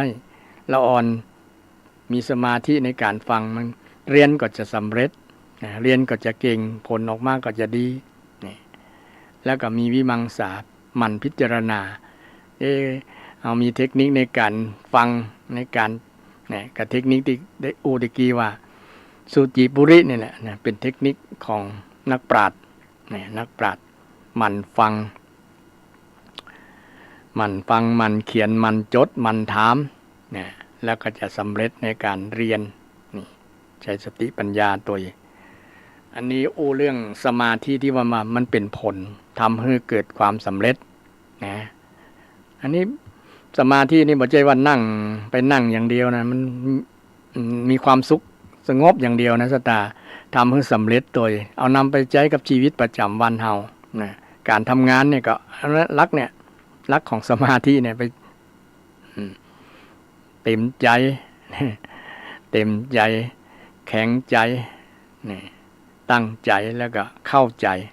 นะเต็มใจทำแข็งใจทำตั้งใจทำและเข้าใจทำนะทั้งสี่ใจนี่นะ สี่ใจนี้จะมีกับใครเกิดกับใครคนนั้นก็จะประสบผลสำเร็จได้อันนี้เป็นหลักธรรมคำสอนแล้วก็สมาธิทำให้เกิดสติปัญญาในโพชฌงค์7ประการในศรัทธาผู้ฟังทั้งหลายเมื่อยกธรรมะมาศรัทธาก็ถ้าบอกคุ้นเคยโพชฌงค์ก็จะงงกันละอย่างโพชฌงค์คือองค์ทำให้เกิดสติปัญญาองค์ตรัสรู้นั่นนะพุทธเจ้าก็เจริญโพชฌงค์นี่แหละทำให้ตรัสรู้ใครก็ตามที่จะอยากจะรู้อยากจะเป็นคนมีสติปัญญาเนี่ยเจริญโพชฌงค์7ประการโพชฌงค์นั้นมี7ประการแรกคือมีสตินี่สติโพชฌงโคสติสังคาโตธัมมานังวิจโยตถาวิริยมปิติปัสสัทธิโพชฌังคาจตถาปเรสมาธุเปกขโพชฌังโคเนี่ยมีสมาธิโดยศรัทธาใน7ข้อนั่นนะมีสมาธิเริ่มตั้งแต่มีสตินะโพชฌงโคสติสังขาโตเนี่ยภายที่เจริญสตินี่สติก็อยู่ในมรรคมีองค์8เช่นเดียวกันธัมมานังวิจโยนะคือมีธรรมวิจัยธรรมะวิจัยองค์ธรรมวิจัยองค์ธรรมอย่างเขาจะวิจัยองค์ธรรมของแต่ละอย่างเช่นเขาวิจัยมรรคมีองค์8เนี่ยเนาะวิจัยมันก็จะเกิดนำไปสู่ความเข้าใจความรู้เกิดสมาธินี่เกิดสมาธินี่เป็นต้นนี่ตะกี้ว่าสมาธิเนี่ยทำให้เกิดปัญญานี่ทำให้เกิดปัญญาประโยชน์ของสมาธิตะกี้ทำให้เกิดความสำเร็จนะความสมาธิทำให้เกิดความสุขมีแล้วเนาะในองค์ฌานไผ่เจริญฌานเนี่ยในองค์ฌานนั้นแล้วมีปีติโดยมีสุขโดยเนี่ยเวลาคนที่จิตสงบตรึกตรองในฌานมีฌานเกิดขึ้นแล้วจะมีความสุขคนที่มีประสบการณ์เจริญแล้วจะรู้เพราะว่าธรรมะของพระพุทธเจ้าเนี่ยมันอธิบายให้เขาเข้าใจโดยบ่ได้นอกจากคนนั้นจะสัมผัสเองนะบอกว่าจะเป็นองค์ฌานมรรคผลนิพพานต่างๆเนี่ยที่มันเกิดขึ้นเนี่ยมันเป็นปัจจตังเป็นของเฉพาะตัวเฉพาะตัวธรรมชาติที่มันเกิดขึ้นกับคนเฮาต้องสัมผัสเองต้องรู้เองต้องลงมือทำเองถึงจะรู้นะว่าสมาธิแล้วนั่งแล้วมีความสุขก่อนนี่มีความสุขก่อนมัน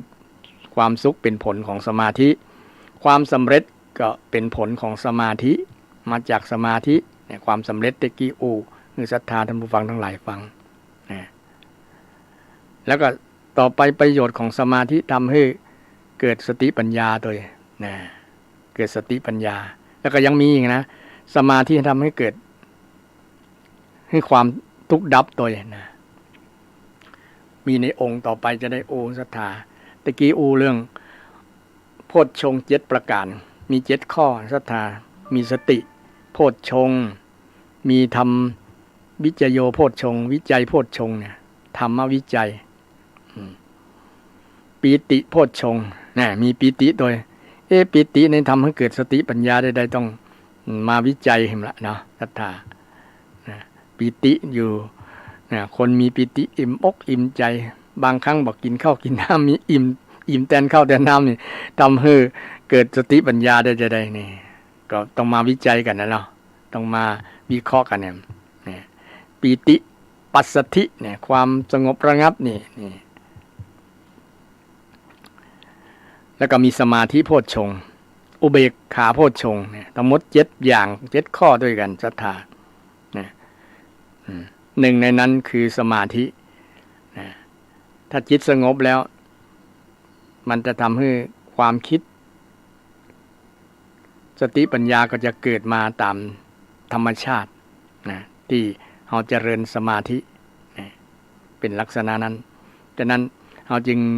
นิยมการเจริญสมาธิโดยเฉพาะเรื่องการนั่งนะนั่งสมาธินะบ่นั่งก็ได้ยืนสมาธิหรือว่าเอนสมาอยู่ที่ไหนก็ได้ถ้าให้จิตมันสำคัญที่จิตนี่แหละนะจิตนะฝึกจิตเนาะจิตมันอยู่กับอารมณ์ของกรรมฐานนะของการเจริญบางบางแห่งศรัทธาก็คุ้นเคยกับ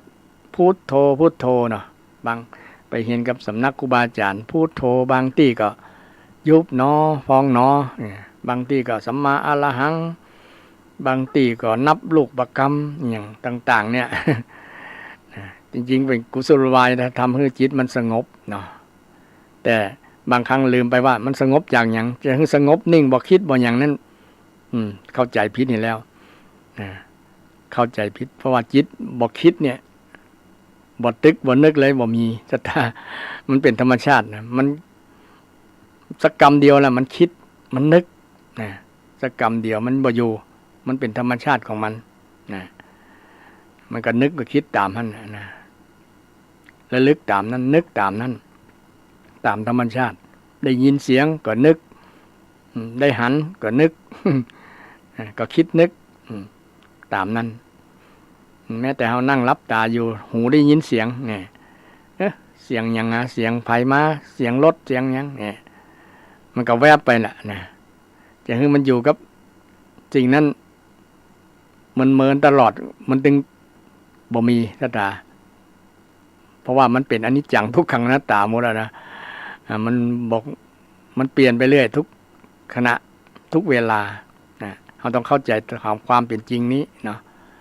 จะให้มันนิ่มตลอดเป็นอมตะเป็นชั่วโมง2 ชั่วโมงโดยบอกกินมันเป็นเรื่องพิษธรรมชาตินะพิษธรรมชาติแต่ว่าธรรมชาติของจิตมันเป็นลักษณะนี้ลักษณะที่คิดชอบคิดชอบนึกนะฉะนั้นเนี่ยจะได้ให้จิตมันสงบนะก็เลยมีกุศโลบายนะกุศโลบายในการที่จะให้จิตมันอยู่เนาะจริงจิตมันอยู่ได้บ่เมินมันก็ไปแวบๆมันถึงมีกุฏิกุคนทุกคนละนะเจริญแล้วนะแต่ถ้าไปให้มันอยู่ได้มันเมินแสดงว่าผ่านการฝึกนะผ่านการฝึกมาแต่ถึงจะได้มันก็ต้องมีแวบออกไปพ้อง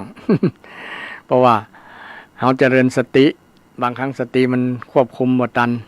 นะคือการระลึกรู้ตัวนะรู้ตัวรู้ทั่วคุมมันบ่อยู่สติคุมมันบ่อยู่มันแวบไปเพราะว่าจิตมันมีพลานุภาพนะมันคิดเรื่องนั้นเรื่องนี้สปะเรื่องนะศรัทธาก็ลองสังเกตจิตตัวเก่าก็ได้หรอเนาะศรัทธาท่านผู้ฟังทั้งหลายลองสังเกตตัวเก่าว่ามันแม่นลักษณะนี้กับจิตของเราเนี่ยมันบังคับไม่ได้นะฉะนั้นเมื่อรู้สภาพความเป็นจริงแล้วว่าแม้แต่ใจของเราเนี่ยบังคับบ่ได้จะไปป่วยการไปบังคับจิตใจคนอื่นได้หรือศรัทธามารู้ความจริงนะว่าจิตของเราเนี่ยมันก็บังคับบ่ได้นะอยู่นิ่มๆเด้ออย่าไปคิดเรื่องนั้นเรื่องนี้เนอะมันก็ถึงบ่ฟังนะแต่เราใจ มีอุปกรณ์หรือว่ามีกุศโลบายที่จะให้จิตมันอยู่โดยใช้โดยเจริญว่าภาษาพระว่าเจริญสตินะเจริญสมาธินี่แหละเจริญสมาธิถ้ามันฝึกบ่อยๆมันก็จะคุ้นเคยจะเคยชินครั้งแรกๆมันก็จะเป็นลักษณะจิตมันบ่ค่อยอยู่นะมันบ่ค่อยชอบนะเพราะว่าจิตมันชอบที่จะไปสบายอยู่นะเพราะว่าเห็นรูปก็ไปตามรูปได้ยินเสียงก็ไปตามเสียงเนี่ยมันไปตัวตามกรรมคุณทั้ง 5นะเบญจกรรมคุณรูปรสกลิ่นเสียง ไปตามนั้นนะจิตมันไปตามไปตัวนั่นนะอย่างที่มันสบายมันก็จะไปเนี่ยศรัทธาก็ลองสังเกตมันดูเป็นลักษณะนั่นก็ อันนี้พระเจ้าได้ตรัสไว้นะมันได้รู้ธรรมชาติจิตของมนุษย์คนเฮาก็เลยเนี่ยจะได้มัน ถึงมันบังคับบ่ได้ก็จริงแต่ว่าจะฮื้ออย่างมา กำกับดูแลมันก็คือให้เจริญสติและสมาธิเนี่ยนะเจริญสติและสมาธิเพื่อให้จิตมันคุ้นเคยมันอยู่นะคุมจิตมันอยู่สิ่งที่จะคุมจิตอยู่ก็คือสติและสมาธินี่แหละนะสติและสมาธินะไผ่มันเจริญสติและสมาธิคนนั้นก็จะได้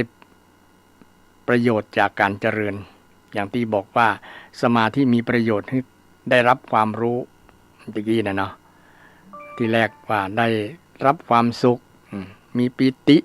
ต้นเนาะในองค์ฌานแล้วก็ได้ประสบผลสำเร็จมาจากอิทธิบาท4แล้วก็นี่กำลังเรื่องโพชฌงค์โพชฌงค์7ประการใน7ประการนี้มีสมาธิโดยศรัทธามีสมาธิโดยสมาธิก็นำไปสู่ทำให้จิตใจมันเกิดสติปัญญาเกิดปัญญาโดยเกิดปัญญาเกิดความเป็นองค์โพชฌงค์แปลว่าองค์การรู้นะโพชฌงค์โพธิพุทธธาตุในความรู้นะองค์ก็คือสิ่งที่ประกอบธรรมก็คือธรรมะ7ข้อเนี่ยใครได้เจริญธรรม7ข้อเนี่ยจะทำให้ได้ตรัสรู้นะเหมือนพระพุทธเจ้า ได้ตรัสรู้ธรรมของพระพุทธเจ้าได้นะโพธิได้โพธิธาตุ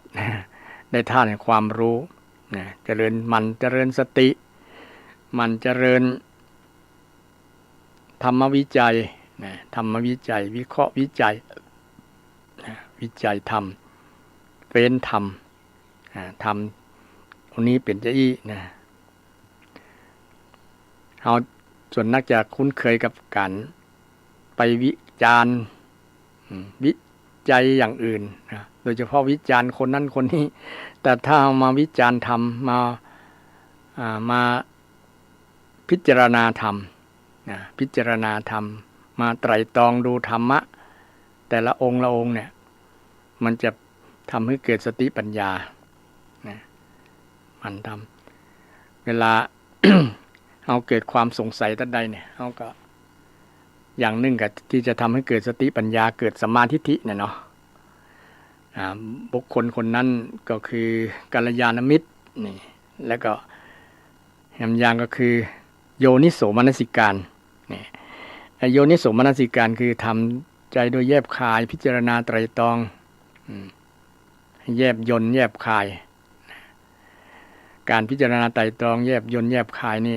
เป็นการคล้ายๆลักษณะธรรมวิจัยวิจัยโยวิจัยธรรมดูธรรมะข้อนี้เป็นนี้เนี่ยสามารถแยกแยะธรรมต่างๆได้รู้ด้วยเหตุด้วยผลโยงเชื่อมโยงซึ่งกันและกันได้คนนั้นจะทำให้เกิดความเข้าใจเกิดสัมมาทิฏฐิเนี่ยเกิดสติปัญญาเกิดปัญญาได้เนี่ยแล้วก็ทีนี้เรามาพิจารณาเรื่องสมาธิทำให้เกิดสติปัญญาเนาะเกิดสติปัญญาสมาธิที่ห้องวัดตั้งใจเนี่ยนะการตั้งใจเอาใจไปตั้งไว้นะใจของเขาคนเขามันบดตั้งเนาะมันเข้าไปหั่นไปนี่มันบ่อยู่หนิมเนาะจิตของคนเราบ่อยู่หนิมผันทนังจะปลังจิตตังนะผันทนังก็คือดิ้นรนกวัดแกว่งนะจะปลังกวัดแกว่งดิ้นเหมือนกับป่าดิ้นป่าที่มันดิ้นอยู่หนองน้ำที่มันจะแห้งเนาะมันจะดิ้นไปเนี่ยจิตของคนเราก็มีลักษณะดิ้นไปดิ้นมานะดิ้นไปหาหนองน้ำใหม่ ดิ้นไปหาที่อยู่ใหม่ดิ้นไปโดยรูปดิ้นไปโดยเสียงนะได้ยินเสียงนั่นเสียงนี้เสียงเพลงเสียงยังก็ไปอยู่นั่นนะไปอยู่กับเสียงไปอยู่กับกลิ่นหอมกลิ่นเหม็นพวกนี้นะไปอยู่กับ รสอาหารอร่อยนะวันนี้กินข้าวกับยังกินล้ำก่อนนะจิตก็ไปอยู่กับอาหารเรื่องอาหารเรื่องการกินนี่ มันก็ปล่อยตัวนะมันดิ้นไปตัวรูปรสกลิ่นเสียงเนี่ยนะศรัทธาท่านผู้ฟังนะมันเป็นธรรมชาติของจิตใจมันดิ้นมันบ่อยู่นิ่มมันแกว่งมันลูกตุ้มนาฬิกานะนาฬิกามันแกว่งไปแกว่งมาเดี๋ยวก็เสียงเป้งปังเป้งปังเนี่ยกลิ้งกลางกลิ้งกลางเนี่ยจิตใจของคนก็บนนิ่มบนนิ่งนี่บนนิ่งเป็นลักษณะนั้นนะเดี๋ยวก็ไปบางครั้งก็ไปไก่เนี่ยอย่างศรัทธาญาติโยมมีลูกหลานอยู่ต่างประเทศเนี่ยคณะนึกถึงกับไปละจิตไปอยู่พุ่นน่ะประเทศนอกอยู่กับลูกกับหลาน จิตมันไปโวยนะกำเดียวข้ามทวีปข้ามโลกแล้วนึกอยู่นี่ก็ไปแล้วนึกอยู่เชียงใหม่ก็ไปพุ่นข้ามประเทศข้ามโลกมันเป็นลักษณะนั้นเอก็จะลังไปคนเดียวต่างหากนะเอก็จะรัง ไปคนเดียวไปคนเดียวเพราะมันเป็นลักษณะจิตเป็นลักษณะแบบนั้นนะเป็นว่าเวลาอยู่คนเดียวระวังความคิดอยู่กับมิตรระวังวาจาอยู่คนเดียวนะมันจิตมันคิดอย่างต่างๆนานาทำให้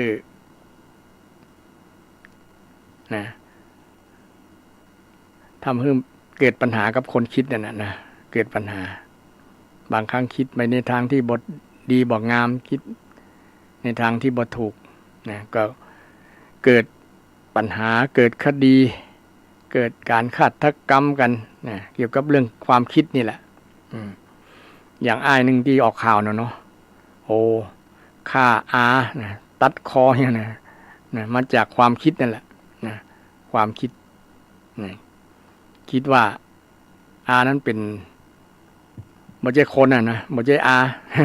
คิดว่าเป็นอย่างว่าหมูมันตัดหัวตัดคอขาดพร้อมกับเหตุปัจจัยที่เสพสิ่งเสพติดติดยาบ้ายาเป็นพิษทำลายสมอง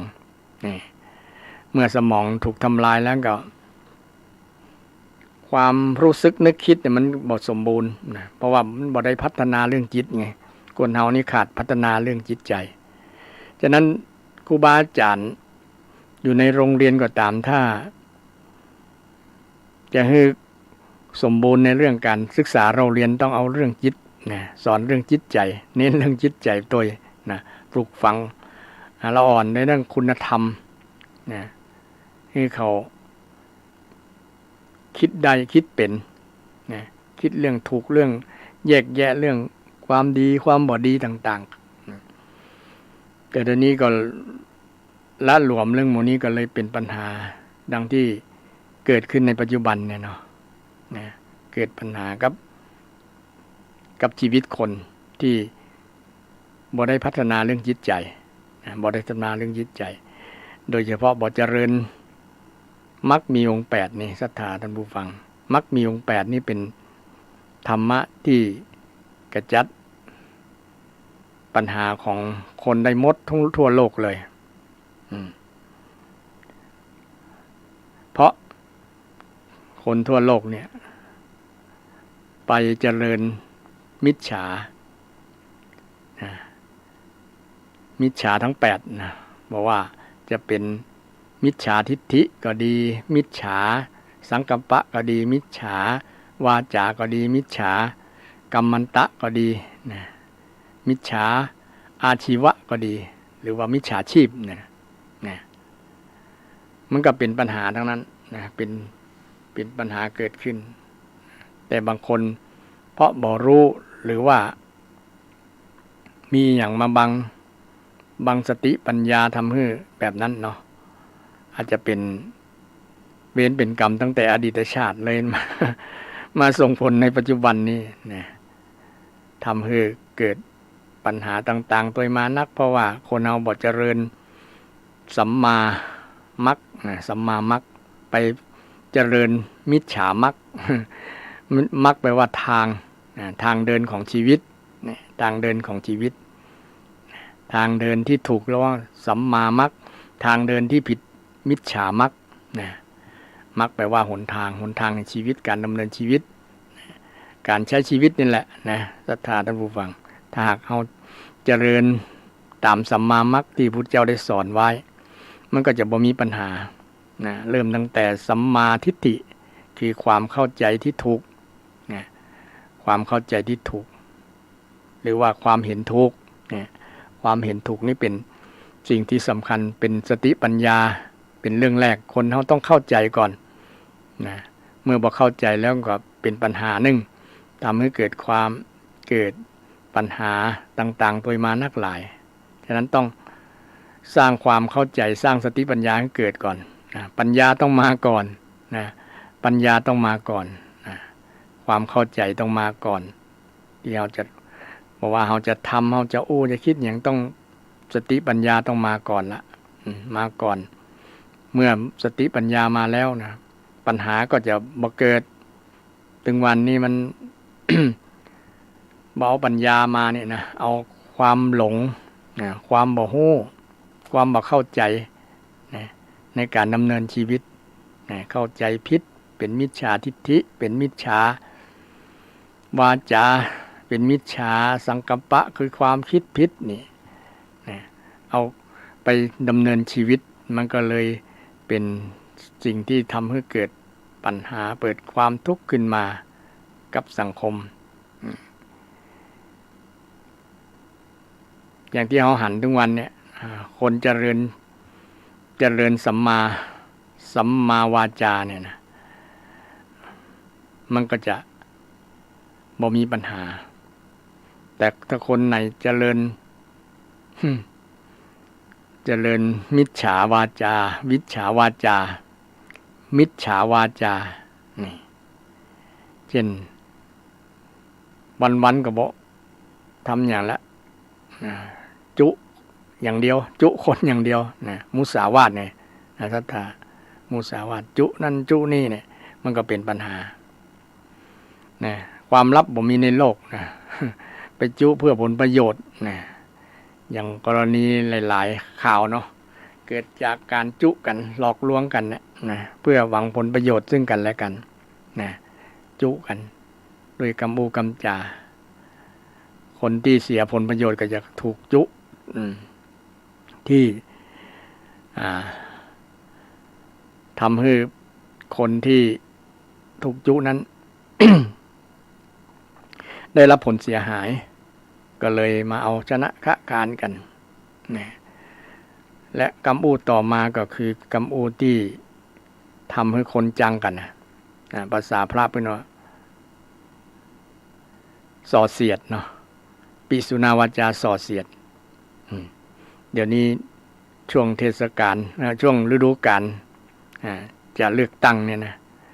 มันจะมีเนี่ยใจคำอูส่อเสียดกันเนี่ยนะคำอูช่วงคนจังกันนะว่ากันดีเอาดีเข้าตัวเอาชั่วให้คนอื่นนี่มันเป็นลักษณะนั้นหรือหาพวกนะหาพวกที่หันดีตัวเก่าเพื่อให้คนนั้นมาจังกันนะมาจังคนนั้นคนนี้เนี่ยว่าคือคนนั้นมาจังกันกรรมอูลักษณะนี้เป็นกรรมอูที่เป็นมิจฉานะเป็นมิจฉาวาจานะ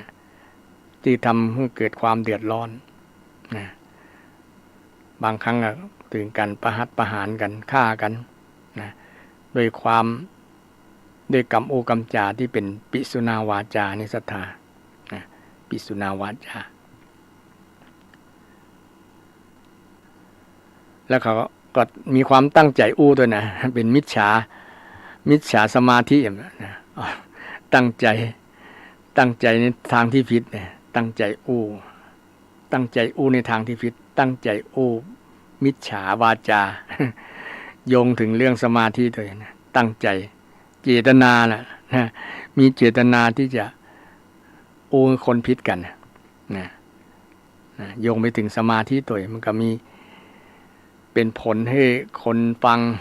เกลียดชังกันนะว่าให้กันทำร้ายกันนะก็มาจากกรรมกรรมจาแม้แต่ระดับโลกระดับอย่างเนี่ยมาจากกรรมกรรมจานะกรรมกรรมจาจะทำสงครามกันก็เพราะกรรมกรรมจานี่แหละนะเกี่ยวกับ กรรมกรรมจาเป็นเหตุ นะสร้าง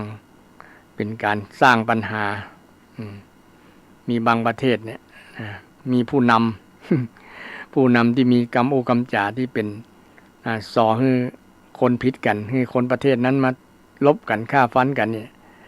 มันก็เป็นการเป็นตราบาปสร้างบาปไปในตัวนะทำให้เกิดความเดือดร้อนระดับมหาภาพระดับโลกนะจะนำไปสู่สงครามเพราะมาจากกรรมโอกรรมจาฉะนั้นการเจริญมรรคมีองค์8ในศรัทธาญาติโยมบ่ใช่เฉพาะสมาธิอย่างเดียวทั้งหมดทั้ง8ข้อนั่นแหละเป็นสิ่งที่สำคัญแต่ในวันนี้เรื่องเป็นหลักนะเรื่องสมาธิว่าสมาธิเป็นประโยชน์จะได้กับชีวิตเราเป็นประโยชน์อย่างศรัทธาท่านผู้ฟังเนี่ยถ้าเจริญสมาธิเนี่ยก็จะได้รับความสุขสงบสุขใจสบายใจม่วนเพราะว่าบ่มีอกุศลบ่มีกิเลสมารบกวนนั่นแหละเนาะบ่มีกิเลสมารบกวนแล้วก็บอกคิดจังคนนั้นบอกคิดอาฆาตคนนั้นเจริญเมตตาไปตัว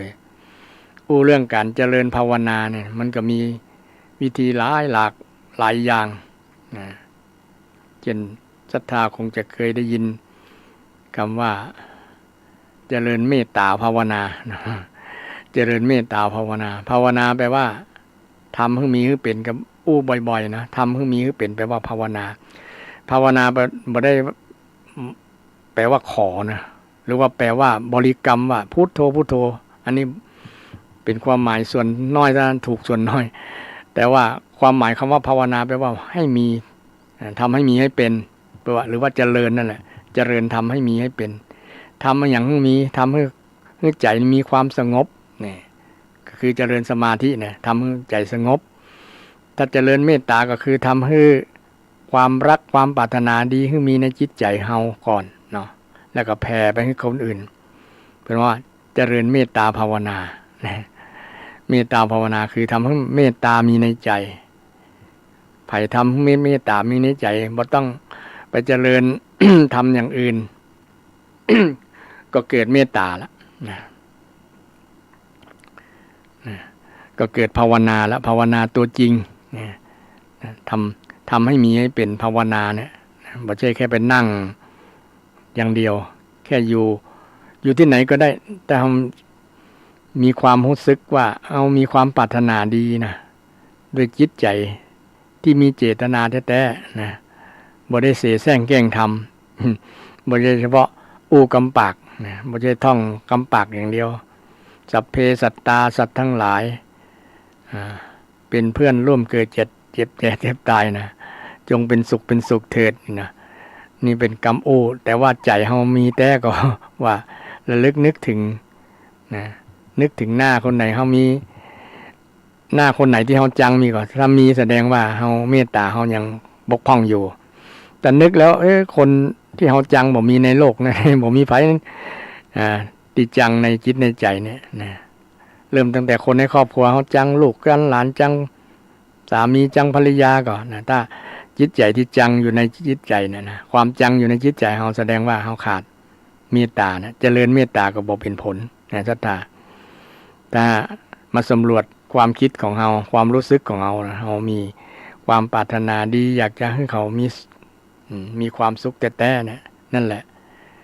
คือเมตตาเกิดในละนะมีเมตตาในจิตใจละนะบ่ต้องภาวนาว่าเมตตาหรือว่าพุทโธเนี่ยแต่ว่าเมตตามันเกิดในจิตใจเฮาละนะเฮาจะไปทางใดก็มีความสุขนะอยู่ไหนก็ม่วน เพราะว่าคนมีเมตตาอย่างครูบาอาจารย์พระสงฆ์เจ้าที่เป็นมีพรรษายุการนักๆเนี่ยเพิ่นเป็นตนเมตตาเนาะเวลาเฮาไปหาท่านไปกราบไปไหว้ไปสาเราจะได้รับความเมตตาจากท่านได้ความเย็นอกสบายใจนะสบายใจฟังเทศน์ฟังธรรมของท่านแล้วม่วนจิตม่วนใจนะฟังคำกำจาของท่านแล้วเนี่ยแสดงว่าครูบาอาจารย์รูปนั้นท่านมีเมตตาแผ่เมตตาให้กับเฮาจึงได้มีความรู้สึกสัมผัสได้ นะสัมผัสได้ฉะนั้นฝึกใจให้มีเมตตาก็ชื่อว่าเจริญภาวนาและศรัทธาฝึกใจให้มีเมตตาให้มีกรุณาให้มีมุทิตาให้มีอุเบกขาฝึกไปเรื่อยๆคือพรหมวิหารและธรรมเนี่ยทำเป็นที่ทำให้อยู่ร่มเย็นเป็นสุขเนี่ยนะร่มเย็นเป็นสุขแต่ก็ต้องตั้งใจทำเลยเจริญคือมีสมาธินะสัมมาสมาธิมากำกับอยู่ตัวเนาะตั้งใจที่จะแผ่ความรู้สึกที่ดีๆเนี่ยโอ้นะขอให้มีสุขเนอะทำเจอคนที่กำลังมีปัญหาอยู่ขอให้พ้นทุกข์เนอะนะก็เป็นการเจริญกรุณาธรรมกรุณาแปลว่ามีจิตที่จะให้คนนั้นได้พ้นจากทุกข์นะมีความวันจิตวันใจทุกข์คล้ายๆจะทุกข์แต่นั่นนะคือเอ็นดูสงสารนะเนาะกรุณาเอ็นดูสงสารคนที่กำลังได้ประสบกับความทุกข์อยากจะให้เขาได้พ้นทุกข์เนี่ยที่มีบทสวดของเจ้าล้านนาถึงวันเนี่ยศาสนาทุกขาปะมุนจันตุเนี่ยทุกขาปะมุตจันตุนะปะมุตจันตุเนี่ยปะมุตแปลว่าจงพ้นจากทุกข์เน้อนะทุกขาจากทุกข์อันนี้เป็นการเจริญกรุณาก่อนหรอศรัทธาไม่ใช่แค่เมตตานะพ้นจากทุกข์เน้อเนี่ยทุกข์เน้อพ้นจากทุกข์คือมีปัญหาเห็นคนมีปัญหาแล้วก็เอ็นดูสงสารอยากจะช่วยเขาเนี่ยคนนั้นเนี่ยมีใจมีกรุณาธรรมนะอย่างพระพุทธเจ้าเนี่ยมีกรุณาธรรมชั้นสูงเป็นพระมหากรุณาธิคุณก่อนหรอมีคำว่ามหาก่อนหรอใหญ่ยิ่งใหญ่เนี่ยยิ่งใหญ่เฮาบ่ต้องยิ่งใหญ่ขนาดนั้นนะเอาแค่ธรรมดาก็พอนะแต่ว่าขอให้มีแต่ในจิตในใจมีเมตตาแต่มีกรุณาแต่ในใจบ่ใช่มีกำปากที่เอาท่องเป็นนกแก้วนกขุนทองนะนกแก้วนกขุนทองมันจะทำให้มีความสุขไงมีความสุขมีความร่มเย็นบ้านใดเมืองใดมีการภาวนาเมตตาภาวนา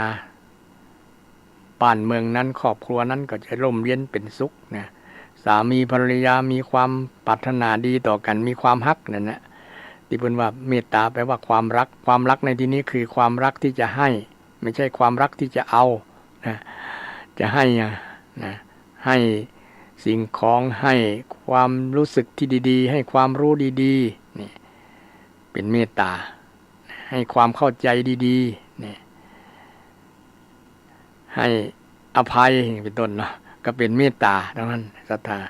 ให้สิ่งที่ดีๆให้สิ่งที่ดีไม่ต้องเสี่ยงสตางค์ไม่บ่ต้องได้หมดสตางค์สักบาทแต่ได้บุญนักศรัทธาไฟมันเจริญเมตตามันเจริญกรุณามันเจริญมุทิตามุทิตานี่ก็เจริญกับเวลาคนที่ประสบกับความสำเร็จมีจกมีใจหรือว่าหันคนทำบุญทำกุศลนักๆอย่าไปอิจฉาศรัทธาบางคนอิจฉาแล้วมันได้เงินมาบอกบริสุทธิ์ขอยเปิ้นอันนี้ชื่อว่าขาดมุทิตาโอ้ยินดีเนาะเปิ้นมีบุญมีกุศลได้ทำบุญทำกุศลตั้งแต่ก่อนวันนี้เปิ้นได้มีจิตใจเป็นกุศลหุมกินหุมตานชอบทำแปลงนั้นแปลงนี้สร้างถาวรวัตถุกับวัดกับวาก็อนุโมทนากับเพื่อนยินดีกับเพื่อนจิตใจส่วนเนี้ยจะเป็นจิตใจที่ดีงาม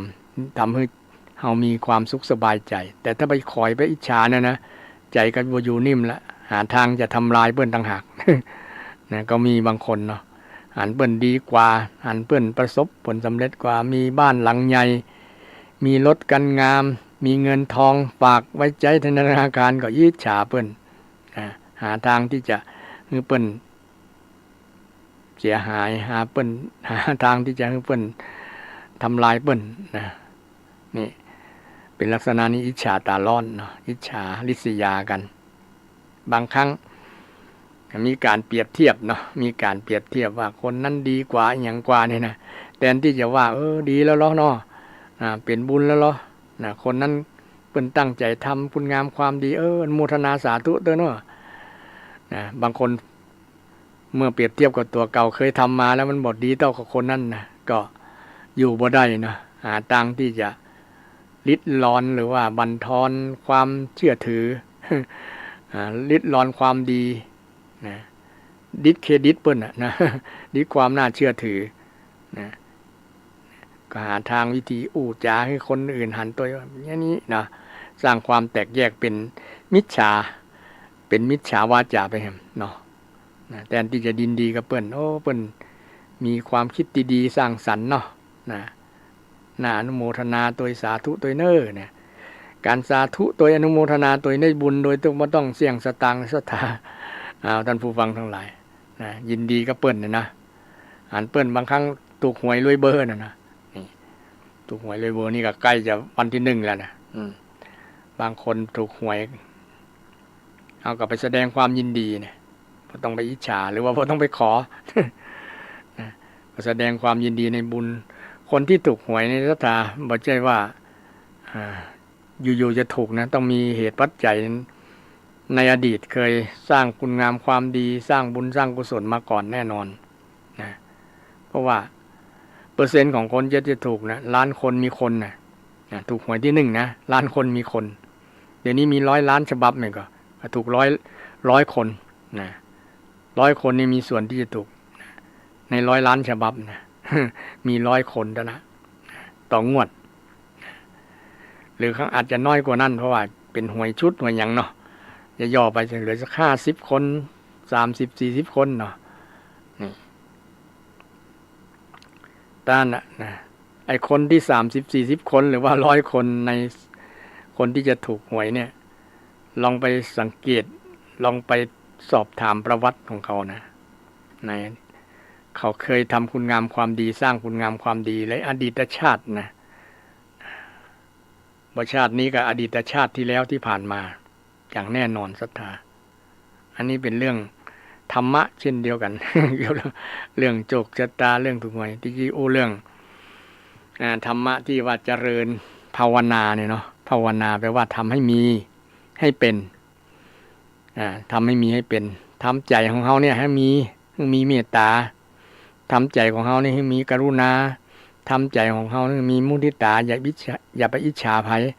นะบางครั้งเนี่ยเราไปสร้างความอิจฉาเนี่ยคือสร้างกรรมไว้แล้วนะศรัทธามันเกิดกับใจเราแล้วเราพยายามจะสร้างสิ่งที่มาแทนความอิจฉาสร้างความมาแทนความอาฆาตมาดร้ายความจริงชังคือสร้างเมตตามาแทนสร้าง จิตใจที่เอ็นดูสงสารคนมาแทนที่จะเหยียดย่ำซ้ำเติมคนที่กำลังทุกข์ยากนะบางคนมีล่ะแต่ซ้ำเติมนะสมน้ำหน้ามันอย่างประมาณนั้นนะสมน้ำหน้ามันทำอีล่อเนี่ยไอความคิดลักษณะนี้มันเกิดกับใจคนแสดงว่ามันเป็น คนนั้นมีอกุศลกรรมในเกิดขึ้นแล้วเราจะสร้างกรุณาธรรมให้มันเกิดขึ้นอย่างพระพุทธองค์เนี่ยมีกรุณาธรรมมีมหากรุณาธิคุณนะพระองค์ทรงมีพระกรุณาอันล้นพ้นนะหันคนทั้งหลายหันชาวโลกทั้งหลายมีความทุกข์มีปัญหาก็เลยมาแสดงธรรมให้ฟังว่ามีปัญหานี้ปฏิบัติจะอีเนอร์นะไปมีความโกรธก็เอาเมตตาเนี่ยไปฆ่านะไปมีความตระหนี่ก็เอาการเนี่ยไปฆ่าความตระหนี่ทานามัยเนี่ยไปโคตรร้ายนะก็รักษาศีลเนี่ยก็จะเป็นสิ่งที่คนเราสามารถนำคำสอนเนี่ยไปแก้ปัญหาได้นะไปแก้ปัญหาได้เพราะพระองค์มีพระกรุณานะแต่ก่อนทรงมีพระชนอยู่สมัยพระองค์ทรงพระชนอยู่เนี่ยจะนั่งทางในจะหันเลยว่าภัยมีปัญหามีปัญหานั้นมีปัญหานี่ก็พระองค์เสด็จไปบ่มีคนอารัธนานะ มีแต่อันกรุณาธรรมนี่แหละ นะพรหมเนี่ยนะพรหมจริงๆก็คือกรุณาธรรมเนี่ยนะได้อาราธนาพระองค์นะกรุณาธรรมนี่แหละได้อาราธนาพระองค์ไปแสดงธรรมความกรุณานี่แหละนะเป็นธรรมะที่นิมนต์ท่านนะเป็นสิ่งที่ดลใจดลพระทัยของพระองค์นะมีธรรมะนี่แหละนะธรรมะคือเมตตาธรรมเนี่ยไปโปรดเมตตากับคนที่กำลังมีความทุกข์มีน้ำตามีความโศกมีความเศร้ามีความสมนัสโทมนัสเนี่ยเกิดขึ้นกับคนที่กำลังประสบอยู่พระองค์จะไปเองบ่ได้มีสวยดอกมันนิมนต์นะพระองค์ไปเองนะขณะนี้ก็เวลาใกล้จะหมดเวลาแล้วนะ2:49 นาทีเนี่ยกลางแหมสัก9 นาทีเนาะศรัทธาท่านใดอยากจะโทรศัพท์มาสนทนาตัวก็เรียนเชิญเจริญพรได้ในช่วงที่เวลายังเหลืออยู่เป็นได้ฟังนะเงียบๆไปนะถ้าฟังอยู่ก็กิ่งกลางมาได้นะอยากจะให้เรื่องยังก็บอกได้เนอะก็ยังติดค้างศรัทธาหลายท่านหลายคนอยู่ที่ติดค้างไว้ยังไม่ได้นำมาโดยเฉพาะเรื่องยานนะเรื่องยานนะแค่2-3 ยานบ่ได้วันนั้นนะก็จะทยอยไปเรื่อยๆเนาะนะอย่างวันนี้ก็เรื่องฌานด้วยนะคือสมาธินะสมาธิเรื่องฌานเรื่องสมาธิการเจริญสมาธิเนี่ยมันเป็น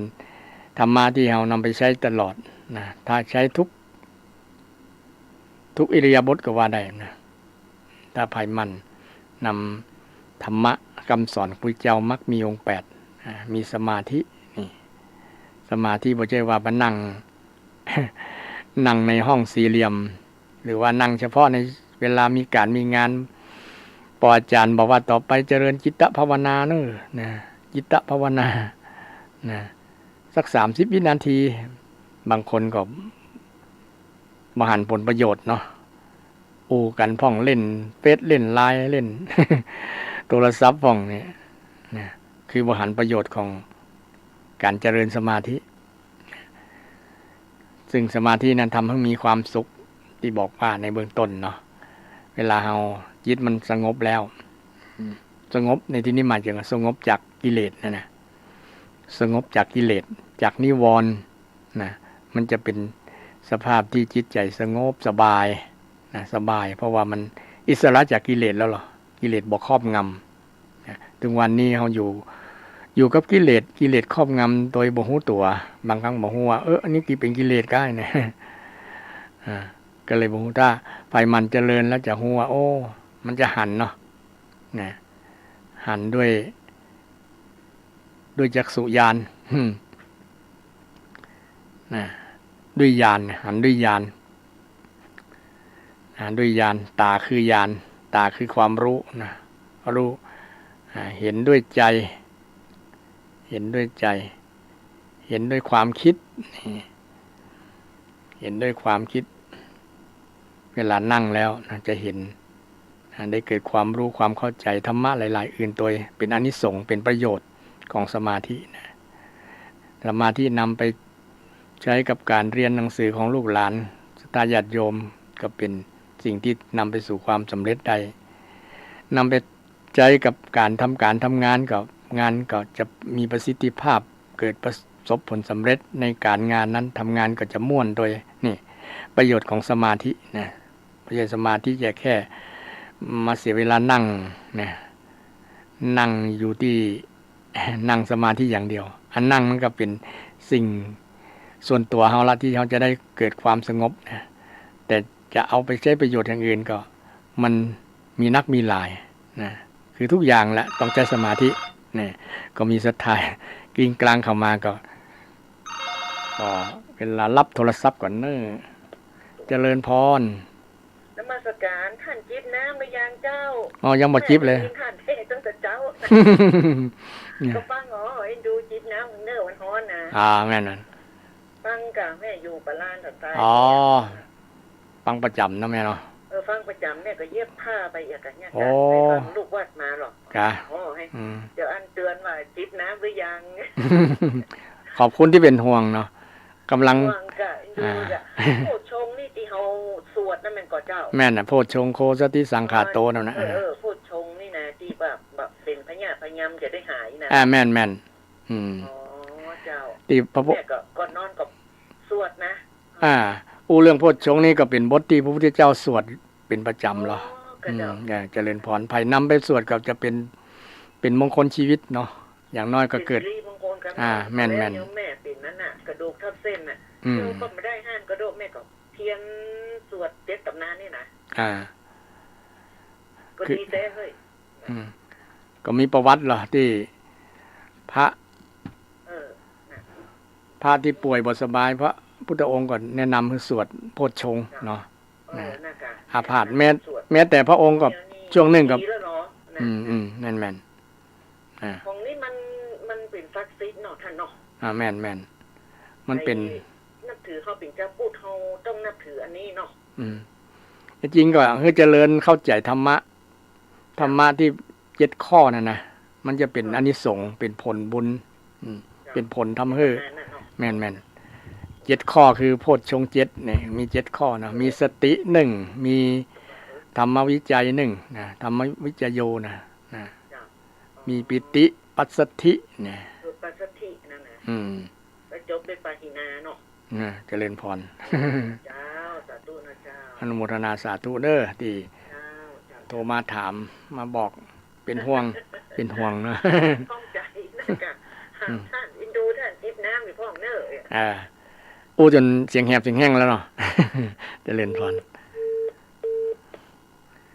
ศรัทธาทางปาลานวัดทางบ้านปาลานเนาะสันทรายเขาคงฟังเป็นประจำศรัทธาก็คงฟังหลายอยู่นะแต่ว่าบอกกล้าโทรมาหรือว่าอายก็อย่างประมาณนั้นก็มีนะหรือว่าสตังค์หมด สตังค์ก็อันในโทรศัพท์มันหมดก่อนนะงั้นก็มีศรัทธาโทรมาก็ขอรับโทรศัพท์ก่อนเนาะเจริญพรจากที่ไหนเนาะฮะจากเมืองเป้าจากเมืองเป้ากะแม่น้อยนะครับแม่ก็ฟังวันนี้ฟังชัดเจนอยู่ก่อนบรรยากาศเป็นยังไงฝนตกก่อนต้องบุญ